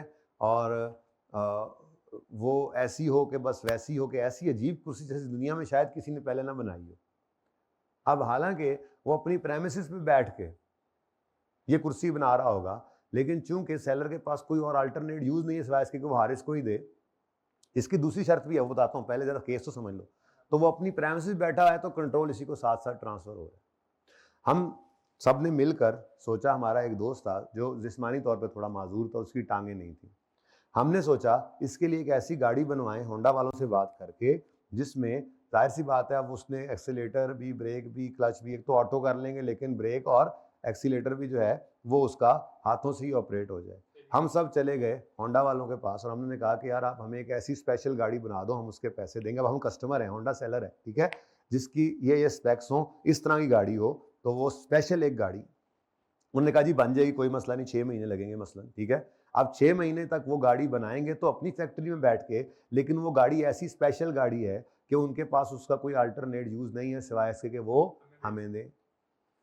तो ये एक तीसरा स्पेशल केस आ गया। तो पहला केस क्या है? Simultaneously receive consume, simple. दूसरे केस में क्या था, साइमल्टेनियस रिसीव कंज्यूम तो नहीं हुआ था, लेकिन कंट्रोल साथ साथ ट्रांसफर हो रहा था।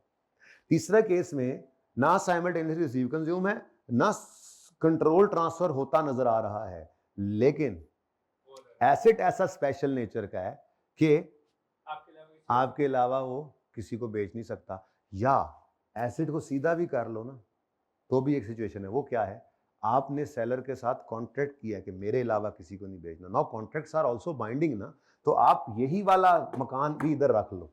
आप 1 मिनट के लिए इस मकान को मैं साइड पे करता हूं, ठीक है, और मैं ये वाला मकान बना देता हूं यहां पे, थोड़ा खुश हो जाओ, ठीक है जी। ये अगर मकान ऐसा भी बन रहा है, ठीक है भाई, बन नहीं गया ना, बन नहीं गया, मैंने बनाया नहीं अभी, क्योंकि बन गया तो फिर तो वो काम खत्म हो जाएगा ना, अभी तो बन रहा है।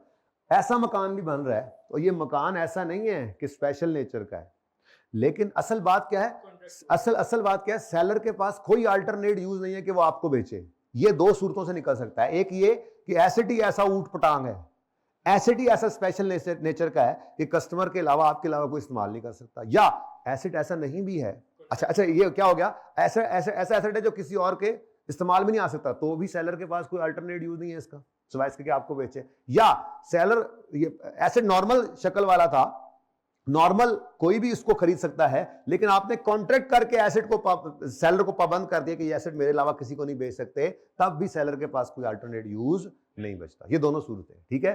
तो आपने किसी भी तरह से क्या कर दिया, सेलर के पास कोई अल्टरनेट यूज ही नहीं छोड़ा उस एसेट का, सिवाय इसके कि वो आपको ही देगा।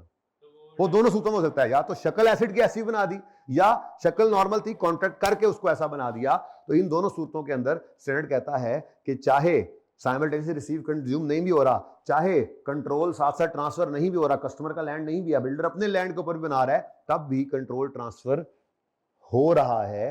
हाँ, क्योंकि सेलर के पास कोई और अल्टरनेट यूज ही नहीं, तो वो अपने पास ही बैठ के बना रहा है, तो आपके लिए ही बना रहा है। लेकिन इसके अंदर फिर दूसरी शर्त स्टैंडर्ड लगाता है, और वो शर्त क्या है कि अगर ऐसा एसेट है, अगर ऐसा एसेट है, ठीक है, मसलन ऐसा एसेट है, तो आपको क्या लगता है कि सेलर अगर बीच में आप टर्मिनेट कर दो तो आपको माफी देगा? तो इसका मतलब दूसरी शर्त उस कॉन्ट्रैक्ट के अंदर यह भी होनी चाहिए, स्टैंडर्ड कहता है कि सेलर के पास राइट ऑफ पेमेंट होना चाहिए वर्क टिल डेट का, प्लस कुछ मुनासिब प्रॉफिट का भी, ठीक है। ये दो शर्तें अगर पाई जाएंगी तो, हालांकि ये साइमल्टेनियसली रिसीव कंज्यूम वाला केस भी नहीं है, हालांकि कंट्रोल साथ साथ ट्रांसफर भी नहीं हो रहा, लेकिन स्पेशल केस ये स्टैंडर्ड ने लाया था। बेसिकली स्टैंडर्ड ने ये वाला ओवर टाइम वाला, पहले जो IS 18 होता था ना, उसके अंदर फिर लोग बड़ा खिंच के रखते थे काम को, ठीक है ना, तो इसने आके इसको स्पेसिफिकली इसको जो है इस तरह से एड्रेस किया कि ये केस क्या है, ना तो साइमल्टेनियसली रिसीव कंज्यूम है, ना ही ये साथ साथ कंट्रोल ट्रांसफर होने वाला केस है, लेकिन एसेट किसी भी वजह से सेलर के पास एसेट का कोई अल्टरनेट यूज नहीं है। दो वजूहत बताएं, एक एसेट स्पेशल नेचर का है कि सेलर आपके अलावा किसी को बेच नहीं सकता, या आपने कॉन्ट्रैक्ट करके उसको पाबंद कर दिया कि आपके अलावा किसी को बेच नहीं सकता, तो सेलर के पास अल्टरनेट यूज ना हो, नंबर 1। नंबर 2 भी जरूरी है, सेलर का राइट ऑफ पेमेंट हो। आपके टर्मिनेशन केस में वर्क डन टिल डेट, और उसके ऊपर कुछ नहीं, उससे पहले भी नहीं, वर्क डन टिल डेट जितनी कॉस्ट लगी प्लस कुछ मुनासिब प्रॉफिट भी ले सके। अगर ये वाला केस बन जाए, ऐसा स्पेशल कॉन्ट्रैक्ट बन जाए, तो ये भी ओवर टाइम का क्राइटेरिया मीट कर जाएगा। और तीसरा और आखिरी क्राइटेरिया यही था, ठीक है। तो सी में मैं अब आपको लिख देता हूं, फिर वहां पे पढ़ लेते हैं। तो इसका क्या है जी,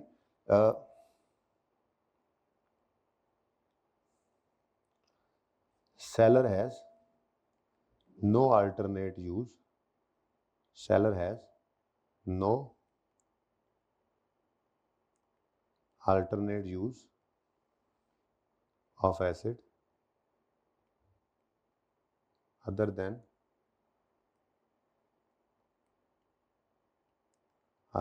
selling it to customer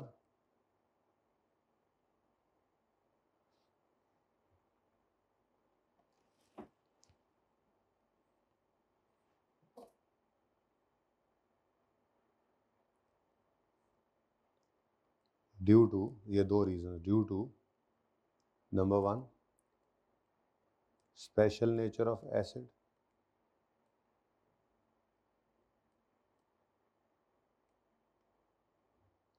ठीक है, और due to restriction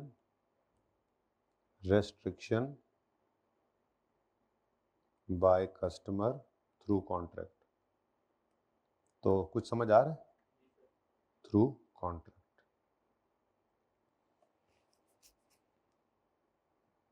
restriction through contract, short अगर लिखें, ठीक है जी। लेकिन ये तो एक बात है, ठीक है, इस सेलर के पास कोई अल्टरनेट यूज नहीं है इस एसिड का। क्यों? क्योंकि एसिड स्पेशल नेचर का है, या फिर कॉन्ट्रैक्ट करके कस्टमर ने पाबंद कर दिया सेलर को कि मेरे अलावा किसी को नहीं बेच सकते तुम, और contracts are binding you know. लेकिन फिर इस सूरत के अंदर दूसरी शर्त क्या होनी चाहिए? दूसरी शर्त ये है, seller has right for payment, seller has right for payment of work done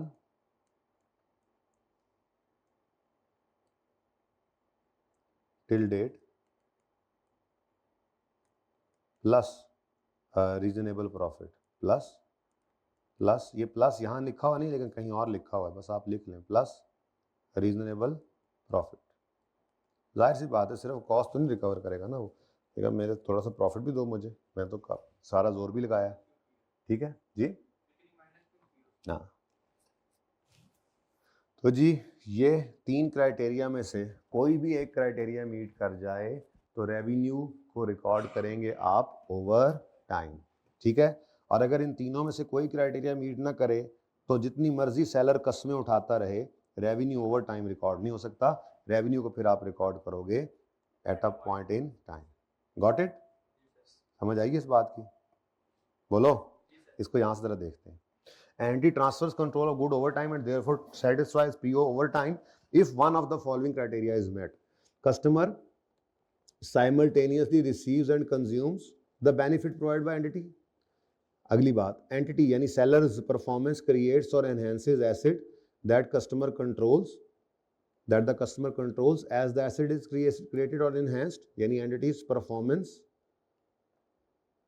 enhances कि वो एसिड बना रही है या उसको बढ़ा रही है एसिड को, और जो कि कस्टमर कंट्रोल करता जा रहा है, जैसे जैसे वो बनता जा रहा है या बढ़ता जा रहा है, जैसे जैसे बन रहा है वैसे वैसे कंट्रोल ट्रांसफर हो रहा है। और तीसरा केस क्या है? Entities performance does not create N acid with alternate use to entity and entity has enforceable right of payment for performance completed.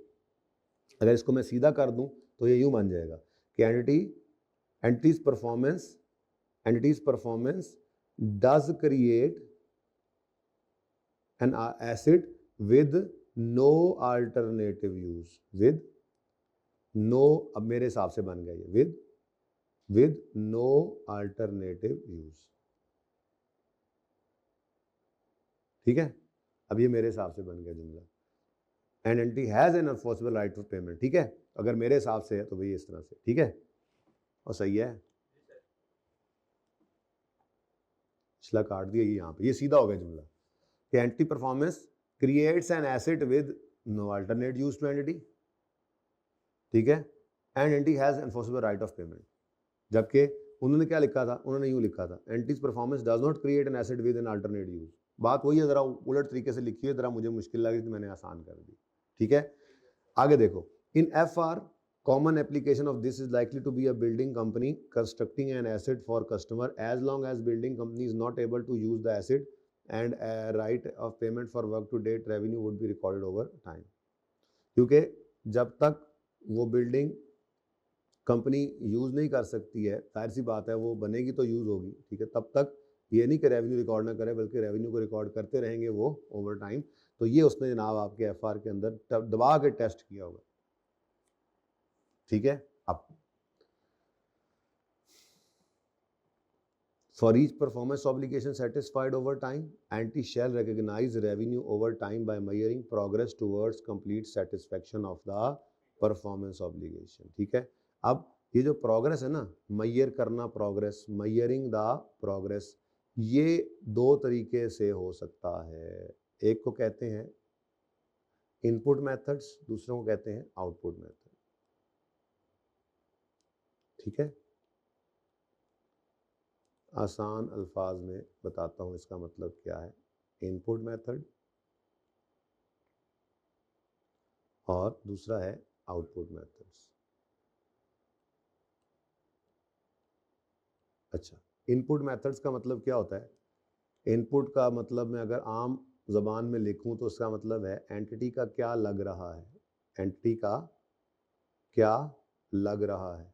Entity क्या लग रहा होता है जी? कॉस्ट। कॉस्ट, ठीक है, क्या लग रहा है, यानी कि मैं कह लूं कॉस्ट्स। अब इसके हिसाब से परसेंटेज निकालने का मतलब क्या है? मतलब ये है, सवाल में हम देखेंगे भी सही, मतलब ये है कि हमें सवाल में कहेगा कि ये जी हमारा कॉन्ट्रैक्ट है जिस पर मसलन 1,00,000 रुपया लगना है और अभी तक इस पर 80,000 रुपया लग चुका है। तो इसको कहते हैं कॉस्ट इनकर्ड टिल डेट और फिर टोटल एक्सपेक्टेड कॉस्ट जो कॉन्ट्रैक्ट के दौरान लगनी है। ठीक है, तो cost incurred till date divide by, जैसे मैंने कहा, मिसाल में मैंने आपको कहा कि आज तक 80 लग चुका है, मजीद अभी 20 लगेगा, तो इसका मतलब टोटल एक्सपेक्टेड कॉस्ट कितनी है? 100। तो इसका मतलब ये हुआ कि 80% काम हो चुका है। ये हम प्रोजेक्ट की कंप्लीशन, स्टेज ऑफ कंप्लीशन निकाला करेंगे हमेशा, स्टेज ऑफ कंप्लीशन निकालेंगे हमेशा। ठीक हो गया? अब जितनी स्टेज ऑफ कंप्लीशन निकल आई है उतना ही रेवेन्यू रिकॉर्ड कर लें। ठीक है, एंटिटी का क्या लगा? आप अगर बात करें कॉलेज वालों की, तो कॉलेज वाले अगर रेवेन्यू रिकॉर्ड करते हुए इनपुट मेथड की बेस पर कंप्लीशन की स्टेज निकालेंगे तो वो ये कहेंगे कि उस्तादों को हमने मसलन 100 घंटे के पैसे देने थे, तो हमने अभी तक 80 घंटे के पैसे उनको दे लिए हैं और मजीद 20 के पैसे देने हैं, तो वो इस तरह से 80% निकाल रहे होंगे। एंटिटी का क्या लग रहा है? कॉस्ट लगती है। एक और मेथड है, वो क्या है? वो मेथड है आउटपुट मेथड। इसमें हम कहते हैं कि सेलर को क्या मिल रहा है, सेलर कह रहा हूं, कस्टमर को क्या मिल रहा है। अब कस्टमर को क्या मिल रहा है जी? कस्टमर को घर बन के मिल रहा है, हाँ, अलमारी बन के मिल रही है, बेड बन के मिल रहा है, बात समझ आ रही है, गाड़ी बन के मिल रही है। तो कस्टमर को क्या मिल रहा है? अब ये नॉर्मली क्या मिल रहा है, तो ये नॉर्मली जो होता है ना, ये आपको सर्वेयर आके बताएगा कि जी मसलन आपका इतना काम हो गया, क्या मिल जी जनाब आपने मतलब सर्वे, मैं लिख रहा हूँ सर्वे, ठीक है, मतलब वो यूँ कहेगा कि जी आपको 5 मंजिलें बनवानी थी, ठीक है जी, और लेट्स से अभी आपका 40% काम हो गया। मंजिलें तो 3 नज़र आ रही हैं बनी हुई, लेकिन जाहिर सी बात है मंजिलों के ऊपर और काम शाम भी होता है काफ़ी सारा, ठीक है, फिनिशिंग नहीं हुई। तो वो सर्वेयर ने आके आपको बताना है। जब सर्वेयर आपको बताएगा तो वो आपकी स्टेज ऑफ कंप्लीशन बनेगी। लेकिन वो सर्वेयर ने किस चीज़ को देखा है? आउटपुट को देखा है। किसको देखा है? जो कस्टमर को मिलनी है चीज़, उसने उसको देखकर बताया है कि कितना काम हो चुका है। तो ये नॉर्मली सवाल के अंदर आपको गिवन होगी, और अगर इनपुट मेथड कंपनी यूज़ करती है तो वो नॉर्मली आपको निकालनी पड़ेगी। पर वो निकालेंगे कैसे? वो निकालेंगे कैसे मैंने आपको बताया है, आप ज़रा मुझे दोबारा बता दें। मैंने आपको बताया है, मुझे आप बता दें क्या है ये 80 क्या है? नहीं नहीं नहीं, ये 80 क्या है? ये 80 होता है cost incurred till date. Cost incurred till date, आज तक कितनी कॉस्ट लग चुकी है। और ये क्या होती है? Total expected cost. टोटल। अब पर्चे में वो परेशान कैसे करता है आपको? वो आपको 80 और 20 देगा, 80 और 20 कहेगा आज तक 80 लग चुका, अभी 20 मजीद लगना है। तो आपने परसेंटेज निकालते हुए 80 और 20 को ऐड करके टोटल एक्सपेक्टेड कॉस्ट निकालनी है, total expected cost of contract, और फिर उसको कॉस्ट इनकर्ड टिल डेट से डिवाइड करना है, डिवाइड कर कॉस्ट इनकर्ड टिल डेट को डिवाइड करना है उससे टोटल से, और आपका परसेंटेज निकला है। ये कुछ भी हो सकता है। आप कहते हैं जी मसलन आज तक हमारे पास 120 रुपये कॉस्ट लग चुकी है और मजीद अभी 60 की कॉस्ट लगना बाकी है, तो टोटल 180 की कॉस्ट लगनी थी। कितनी परसेंट आ गई फिगर? कुछ भी हो सकता है, इस सवाल में गिवन होंगी दो चीजें। 67% कह लें, ठीक है। और दूसरा केस कौन सा है? दूसरा एग्जाम्पल क्या है? दूसरा एग्जाम्पल ये है कि वो आपको कहेगा कि जी मसलन आपका 3 मंजिलें बन चुकी हैं, टोटल 5 मंजिलें बनानी थी आपने। हाँ, या वो यूँ कह दे कि आपको 125 मिलियन का रेवेन्यू आप कमा चुके हैं और टोटल अभी जो है वो 200 का आना था, कुछ भी कर ले, आउटपुट बहरहाल ये नॉर्मली क्या होगा, ये survey of work completed, survey of work performed percentage normally सवाल में आपको गिवन होगी, ठीक है, नॉर्मली ये गिवन होती है। अब जितना काम हो चुका, चूंकि रेवेन्यू ओवर टाइम रिकॉर्ड होने का क्राइटेरिया मीट हो चुका है, तो जितना काम ईयर एंड तक हो चुका होगा उतना रेवेन्यू। अगर आप वाला जो बिल्डर है भाईजान, आप वाला जो बिल्डर, ठीक है, वो बिल्डर यूनिक केस वाला नहीं है, तो साइमल्टेनियसली रिसीव कंज्यूम वैसे नहीं हो रहा। दूसरी चीज़, कंट्रोल साथ से ट्रांसफर हो नहीं रहा। तीसरी चीज़, ना तो स्पेशल एसेट है, ना अपने कॉन्ट्रैक्ट में उसको पास आया है, तो फिर वो ओवर टाइम सेटिस्फाई नहीं कर सकता। तो पहले साल के एंड में जितना भी काम हुआ पड़ा है उसकी इन्वेंट्री होगी, वो सेलर की क्या होगी, inventory work in progress. Inventory भी वर्क इन प्रोग्रेस होती है। बड़े बड़े हवाई जहाज, बहरी जहाज 3-3, 4-4 साल में बनते हैं, तो जो वो बनाने वाली कंपनी है वो क्या उसको नॉन करंट एसेट कह देगी? इन्वेंट्री वर्क इन प्रोग्रेस 2 साल 3 साल भी हो सकती है। तो इन्वेंट्री वर्क इन प्रोग्रेस होगी उसकी, वो उसका जो है वो उसका रेवेन्यू बुक नहीं कर सकता। फिर जब दूसरे साल में, तीसरे साल में जब जाके वो आपको हैंड ओवर करेगा, तो वो उधर सेल बुक करेगा और फिर कॉस्ट ऑफ सेल बुक करेगा। रेवेन्यू और कॉस्ट ऑफ रेवेन्यू कह ले, ठीक है, बात समझ आ रही है? अच्छा, for each performance obligation satisfied over time, entity shall record revenue over time by measuring the progress towards complete satisfaction of performance obligation. Appropriate methods of measuring progress include output method such as survey of work performed, for example value of work मतलब कि 10 million का project है, surveyor आएगा, specialist आके कहेगा कि जी 10 million का ये प्रोजेक्ट है, इसमें से आपने 5 मिलियन का प्रोजेक्ट कर लिया, 50% कंप्लीट है फिर, ठीक है। तो सर्वे ऑफ वर्क परफॉर्म, वो ऐसे भी हो सकता है कि वैल्यू ऑफ वर्क वो कहे value of work certified as completed so far compare to overall contract price, या टाइम लैप्स की बेस पे भी ले सकता है। टाइम स्पेंड कितना हो गया है, तो टोटल कितना ड्यूरेशन है। बहरहाल सर्वे ऑफ परफॉर्मेंस, क्या मिल रहा है, आउटपुट क्या मिल रहा है, कस्टमर को क्या मिल रहा है। और इनपुट मेथड, एंटिटी का, सेलर का क्या लग रहा है, such as cost incurred to date as proportion of total expense. Revenue will be recorded based on amount of progress made compare to total price, ठीक है जी। तस्वीर बना किसकी, उसकी, वो तो बन नहीं गई।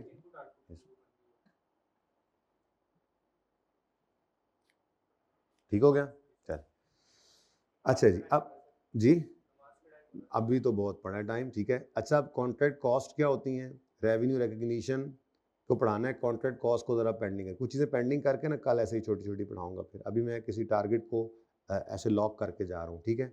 रेवेन्यू रिकग्निशन, यहाँ पे आपकी किताब के अंदर बड़ी इंपॉर्टेंट ये भी बात है जो उसने बड़े प्यारे तरीके से लिखी है। और उसके बाद कुछ कॉस्ट हैं जिनको मैं बाद में देखूंगा। मैं बेसिकली आपको इलस्ट्रेशन 7 के बाद फिर शायद ब्रेक दे दूँ, ठीक है। अब इधर देखें जी, फिलहाल रेवेन्यू रिकग्निशन के बारे में क्या कहता है। For a contract with a customer where revenue is recorded over time, there are 3 important rules to be aware of. अगर तो एक्सपेक्टेड आउटकम प्रॉफिट है तो रेवेन्यू को रिकॉर्ड करो according to progress of contract. और अगर एक्सपेक्टेड आउटकम लॉस है, भाई क्या हो गया यार, तो ये साइलेंट भी नहीं होता, ये तो बंद है सर जी। अगर एक्सपेक्टेड आउटकम लॉस है तो रेवेन्यू को रिकॉर्ड करोगे प्रोग्रेस के हिसाब से ही, लेकिन whole loss should be recorded immediately, वो ऑनरस कॉन्ट्रैक्ट वाला चक्कर बना लेंगे, ठीक है। और अगर एक्सपेक्ट तो बेटा अब कर बैठे होते हैं ना, कॉन्ट्रैक्ट कर बैठे होते, काम कर रहे हैं, फिर एक्सपेक्टेड लॉस है, हो सकता है आगे जाकर कुछ कॉस्ट सेव हो जाए, ठीक है। हो सकता है बोनस मिलना, उस वजह से शायद कोई बचत हो जाए। कर रहे हैं ना, कॉन्ट्रैक्ट ऑनरस होता ही कब है, जब आप करके फंसे होते हैं भाई। आप ईयर एंड पे मौजूद हैं, आप कह रहे हैं अगले साल हम कॉन्ट्रैक्ट करेंगे और हमें लॉस आएगा, ऑनरस कॉन्ट्रैक्ट है। ऑनरस कॉन्ट्रैक्ट कब है, आप इस साल में कॉन्ट्रैक्ट कर चुके हैं और सही जा रहा था काम, लेकिन कुछ हो गया ना, मटेरियल की प्राइसें बढ़ गई होंगी। अब आपने कॉन्ट्रैक्ट जब किया तो उस वक्त शायद ऐसा मसला नहीं था, अब आउटकम क्या हो गया, लॉस वाला आ गया, तो ऑनरस कॉन्ट्रैक्ट बन गया। तो आप रेवेन्यू को पूरा रिकॉर्ड करेंगे उसी हिसाब से, यानी कि प्रॉफिट हो चाहे लॉस हो। रेवेन्यू को किस बेस पे रिकॉर्ड करना है, रेवेन्यू को रिकॉर्ड करना है अकॉर्डिंग टू प्रोग्रेस। रेवेन्यू को रिकॉर्ड करना है अकॉर्डिंग टू प्रोग्रेस। लेकिन एडिशनल चीज लॉस वाले में क्या है, आपने प्रोविजन फॉर ऑनरस कॉन्ट्रैक्ट भी बुक कर लेना है, और उसको कहां पे रिकॉर्ड करना है, कॉस्ट ऑफ सेल में, मतलब एक्सपेंस डेबिट और provision for onerous contract credit करते थे ना, वो आपने इधर कर देना। ठीक है, होल लॉस यानी कि कुछ तो रिकॉर्ड हो जाएगा इस साल में, कॉस्ट ऑफ सेल में जो बच गया वो भी रिकॉर्ड कर लो, सारा लॉस रिकॉर्ड होना चाहिए। ठीक है, और तीसरी चीज, अगर पॉसिबल आउटकम अननोन है, पॉसिबल आउटकम क्या है, ऐसा भी हो सकता है कि अभी आपको समझ नहीं आ रही प्रॉफिट आएगा या लॉस आएगा, अननोन है, often due to being very early stage of contract, तो रेवेन्यू को रिकॉर्ड करना है। अब ये स्पेशल केस है। ठीक है, रेवेन्यू को रिकॉर्ड करोगे, is recorded to the level of recoverable cost. Usually जितनी कॉस्ट स्पेंड हो जाती है ना, जितनी कॉस्ट यानी कि जितनी कॉस्ट इनकर कर चुके वही रेवेन्यू में रिकॉर्ड कर लो, क्योंकि वो नॉर्मली आपकी रिकवरेबल होती ही है, कॉन्ट्रैक्ट में लिखा होता है। और contract cost should be recognised as an expense in the period in which they are incurred. और जितनी कॉन्ट्रैक्ट कॉस्ट लग चुकी हैं वो सारी की सारी आप उसी पीरियड के अंदर जब इनकर हुई उनको चार्ज कर लें। ठीक है, लेकिन ये एक स्पेशल केस है। बट इन सारी बातों का मतलब ये हुआ कि जब भी आपको रेवेन्यू रिकॉर्ड करने के लिए एमसीक्यू दे या फाइनेंशियल स्टेटमेंट्स में वाले सवाल में आपको कहे, तो उसके लिए सबसे पहला काम आपको ये करना पड़ेगा कि आपको प्रॉफिट या लॉस है ये निकालना पड़ेगा। ठीक हो गया और सही है। अब इसको प्रैक्टिस करके देखते हैं, लेकिन ये अभी मैं पेंडिंग कर रहा हूँ, ये आपने रीड ओनली करना है पहले। ठीक है, ये मैंने पेंडिंग किया, आपने इसको रीड ओनली। कॉन्ट्रैक्ट ऊपर जो मैंने बात की है ना, वो ये कॉन्ट्रैक्ट कॉस्ट, ये मैंने पेंडिंग किया, मैंने खुद पढ़ाना है। ये कॉन्ट्रैक्ट कॉस्ट इंपॉर्टेंट है, छोटी सी बात है। इधर देखो, ये मैंने पढ़ाया हुआ है कि कॉन्ट्रैक्ट रेवेन्यू कंप्राइज क्या कुछ हो सकता है, initial amount, agreed variation in contract पढ़ाया था, याद है, वेरिएबल कंसिडरेशन, जिसमें आपको वेरिएशन इन कॉन्ट्रैक्ट वर्क हो सकती है, प्रॉबल है कि वो रेवेन्यू में आएगी, और रिलायबली मेजर हो सकती है तो ऐड कर लें। क्लेम्स आर अमाउंट जो कि सीख कर रहे होते हैं, इंसेंटिव पेमेंट्स आ सकती हैं, पेनल्टीज आ सकती हैं, कितने लिखा है, ये सारी बातें आपको पढ़ाई हुई हैं। कॉन्ट्रैक्ट कॉस्ट में क्या होता है कि जो डायरेक्टली रिलेट कर रही हूँ उसकी कुछ एग्जाम्पल्स हैं, ये लाजमी आपने रीड ओनली करना है। मैं एग्जाम इलस्ट्रेशन 7 पे आपको लाना चाह रहा था। ठीक है, पढ़ो। Following information relates to a construction contract. Contract price है 8 लाख और कॉस्ट टू डेट है 3,20,000। एस्टिमेटेड कॉस्ट टू कंप्लीट कितनी है? अब ये कितना बनता है? 4 और 5, यानी ये प्रॉफिटेबल है। लेकिन फिर भी कर लिया करो। रेवेन्यू, टोटल रेवेन्यू कॉन्ट्रैक्ट का कितना आ रहा है?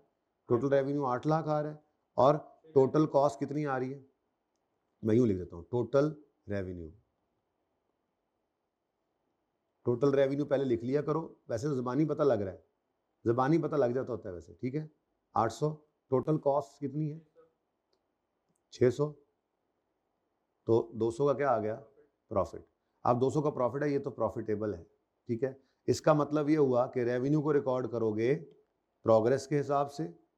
ठीक है, और कॉस्ट जितनी है वही रिकॉर्ड होनी है, जाहिर सी बात है। ठीक है, अब इधर देखो,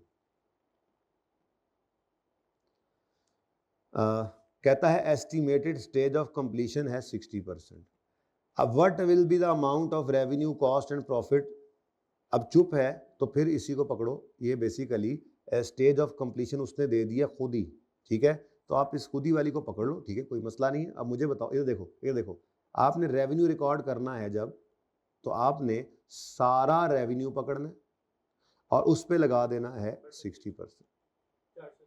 तो ये 800 पर 60% लगा तो क्या आ गया? 480। और कॉस्ट इनकर्ड टिल डेट कितनी है?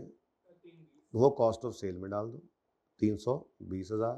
तो आपका प्रॉफिट कितना आ गया? 1,60,000। कोई मुश्किल चीज है? अच्छा, दूसरे केस में क्या कहता है? Take the same contract but now assume that business is not able to reliably estimate outcome of contract although it believe that all cost will be recoverable. अब आउटकम क्या हो गया? हाँ, 320 ही रेवेन्यू और 320 तो कॉस्ट भी है। आउटकम अननोन हो जाए तो रेवेन्यू सिर्फ उस लेवल तक रिकॉर्ड कर सकते हो जितनी रिकवरेबल कॉस्ट है। ठीक है, और कॉन्ट्रैक्ट कॉस्ट को रिकॉर्ड कर लो जिस पीरियड में वो इनकर हो रही है उसमें। तो यहाँ पे कोई प्रॉफिट कोई लॉस नहीं, आपको पता ही नहीं लग रहा कि प्रॉफिट आना है या लॉस आना है। ठीक है, कितने गया ये? तो बी पार्ट में क्या होगा? रेवेन्यू होगा आपका 320 और कॉस्ट ऑफ सेल्स क्या होगी? 320। बात समझ आ रही है? ये ऐसे ही उसने एमसीक्यूज बनाए हुए, सिंपल सिंपल। ठीक है, हाँ, 160 1000 देख लिया करो, ठीक है। अब चलें, अब यहाँ पे मेरे ख्याल में इस लेक्चर को क्लोज कर देते हैं, जुमे का भी टाइम हो रहा है। प्रेजेंटेशन इन फाइनेंशियल पोजीशन, इसके अंदर सादा सी बात है, आपने प्रोग्रेस को इनपुट जाओ, तो ये सारी बात ना इसने यहाँ पर लिखी है, ज़रा यहाँ पर देखें ना अगर, तो ये रीड ऑनली अभी करना है, मैंने पहले करवाना है, ठीक है। तो ये देखो स्टेप 1 में ओवरऑल प्रॉफिट निकालते हैं, मैंने कहा था ओवरऑल प्रॉफिट निकाल लिया करो, प्रॉफिटेबल हो तो फिर, नहीं तो फिर पता लगता है ना, मसला होता है, ठीक है। डिटरमिन करो progress of contract, input method लगा लो चाहे आउटपुट लगा लो, ठीक है। और जहां प्रोग्रेस ना मैयर हो सके तो फिर रेवेन्यू को सिर्फ कहाँ तक रिकॉर्ड करो, प्रॉफिट और लॉस के अंदर क्या ले जाओ, रेवेन्यू प्रोग्रेस की परसेंटेज के हिसाब से, और कॉस्ट भी जो है वो जितनी लगी हुई है। लेकिन ये बड़ी इंपॉर्टेंट बात यहाँ लिखी हुई है कि अगर मिसाल के तौर पे 2 साल पे आपका कॉन्ट्रैक्ट फैल जाए, तो फिर आपने दूसरे साल के एंड पे जो रेवेन्यू रिकॉर्ड करना है वो क्यूमुलेटिव फिगर होती है, यानी कि आपने पूरे रेवेन्यू के परसेंटेज लगा देना है ना, तो फिर जो पिछले साल रेवेन्यू बुक किया होता है उसको माइनस करना पड़ता है, बताऊंगा इंशाल्लाह सवाल में। उसके बाद if a contract in the second year, important ये वही वाली बात करें, बैलेंस शीट के अंदर क्या होगा, वो कहता है रेवेन्यू जितना रिकॉर्ड हुआ है, जितनी अमाउंट रिसीव हुई है। अगर 100 रुपया रेवेन्यू रिकॉर्ड किया और अमाउंट 20 रुपये 80 रुपये रिसीव हुई है, तो 20 रुपये फिर पॉजिटिव आ रहा है, मतलब ये क्या है, कॉन्ट्रैक्ट ऐसे। और अगर आपने 110 रुपये रिसीव कर लिए हैं, तो ये फिर 10 रुपये नेगेटिव क्या आ जाएगा, कॉन्ट्रैक्ट लायबिलिटी, ठीक है। बहुत सिंपल रखा है इसने चीज़ों को। Note that these figures are cumulative not annual. अच्छा, कॉन्ट्रैक्ट एसेट या लायबिलिटी की थोड़ी सी बात है, असल में मैंने आपको यहाँ पे लेके आना है, ठीक है। तो अब जब अगला लेक्चर हम शुरू करेंगे तो तब तक आप लोग बराए करम यहाँ तक चीज़ों को पढ़ें, ताकि आपको फिर जब मैं आगे करा रहा हूँ वो चीज़ें, तो उनमें आपको ये चीज़ नज़र आ रही है, सिर्फ वही वाली चीज़ें हैं जो भी मैंने आपको पढ़ाई थी, ये करके आ रहे हैं, ठीक है। असल कहानी तो यहाँ से शुरू होती है, जहाँ पे मैंने आपको ये टेस्ट अंडरस्टैंडिंग 4 करवानी है, 5 करवानी है, 6 करवानी है, 7 करवाऊंगा, फिर 8 और 9 आपका आज का होमवर्क है। ये टॉपिक फिर मेरी तरफ से नहीं अभी ख़त्म हुआ, अभी नहीं ख़त्म हुआ, याद आ गया मुझे। कंसाइनमेंट सेल्स, सेल और रीपरचेज और बिल एंड होल्ड, ये 3 चीज़ें फिर भी अभी पेंडिंग है, बट वो बिल्कुल थ्योरेटिकल कॉन्सेप्ट्स हैं, उनका न्यूमेरिकल कोई नहीं आता, तो जाहिर सी बात है मैं पहले न्यूमेरिकल करके फिर, क्योंकि अभी इसका न्यूमेरिकल चल रहा है ना, तो ये हो रहा है थोड़ा थोड़ा, ठीक है। जब सिर्फ थ्योरी रह जाएगी तो कंसोलिडेशन के साथ इसको मिक्स करेंगे, तो एक एक पॉइंट पढ़ते जाया करेंगे, ताकि हम बोर ना फील करें, ठीक है। ओके जी,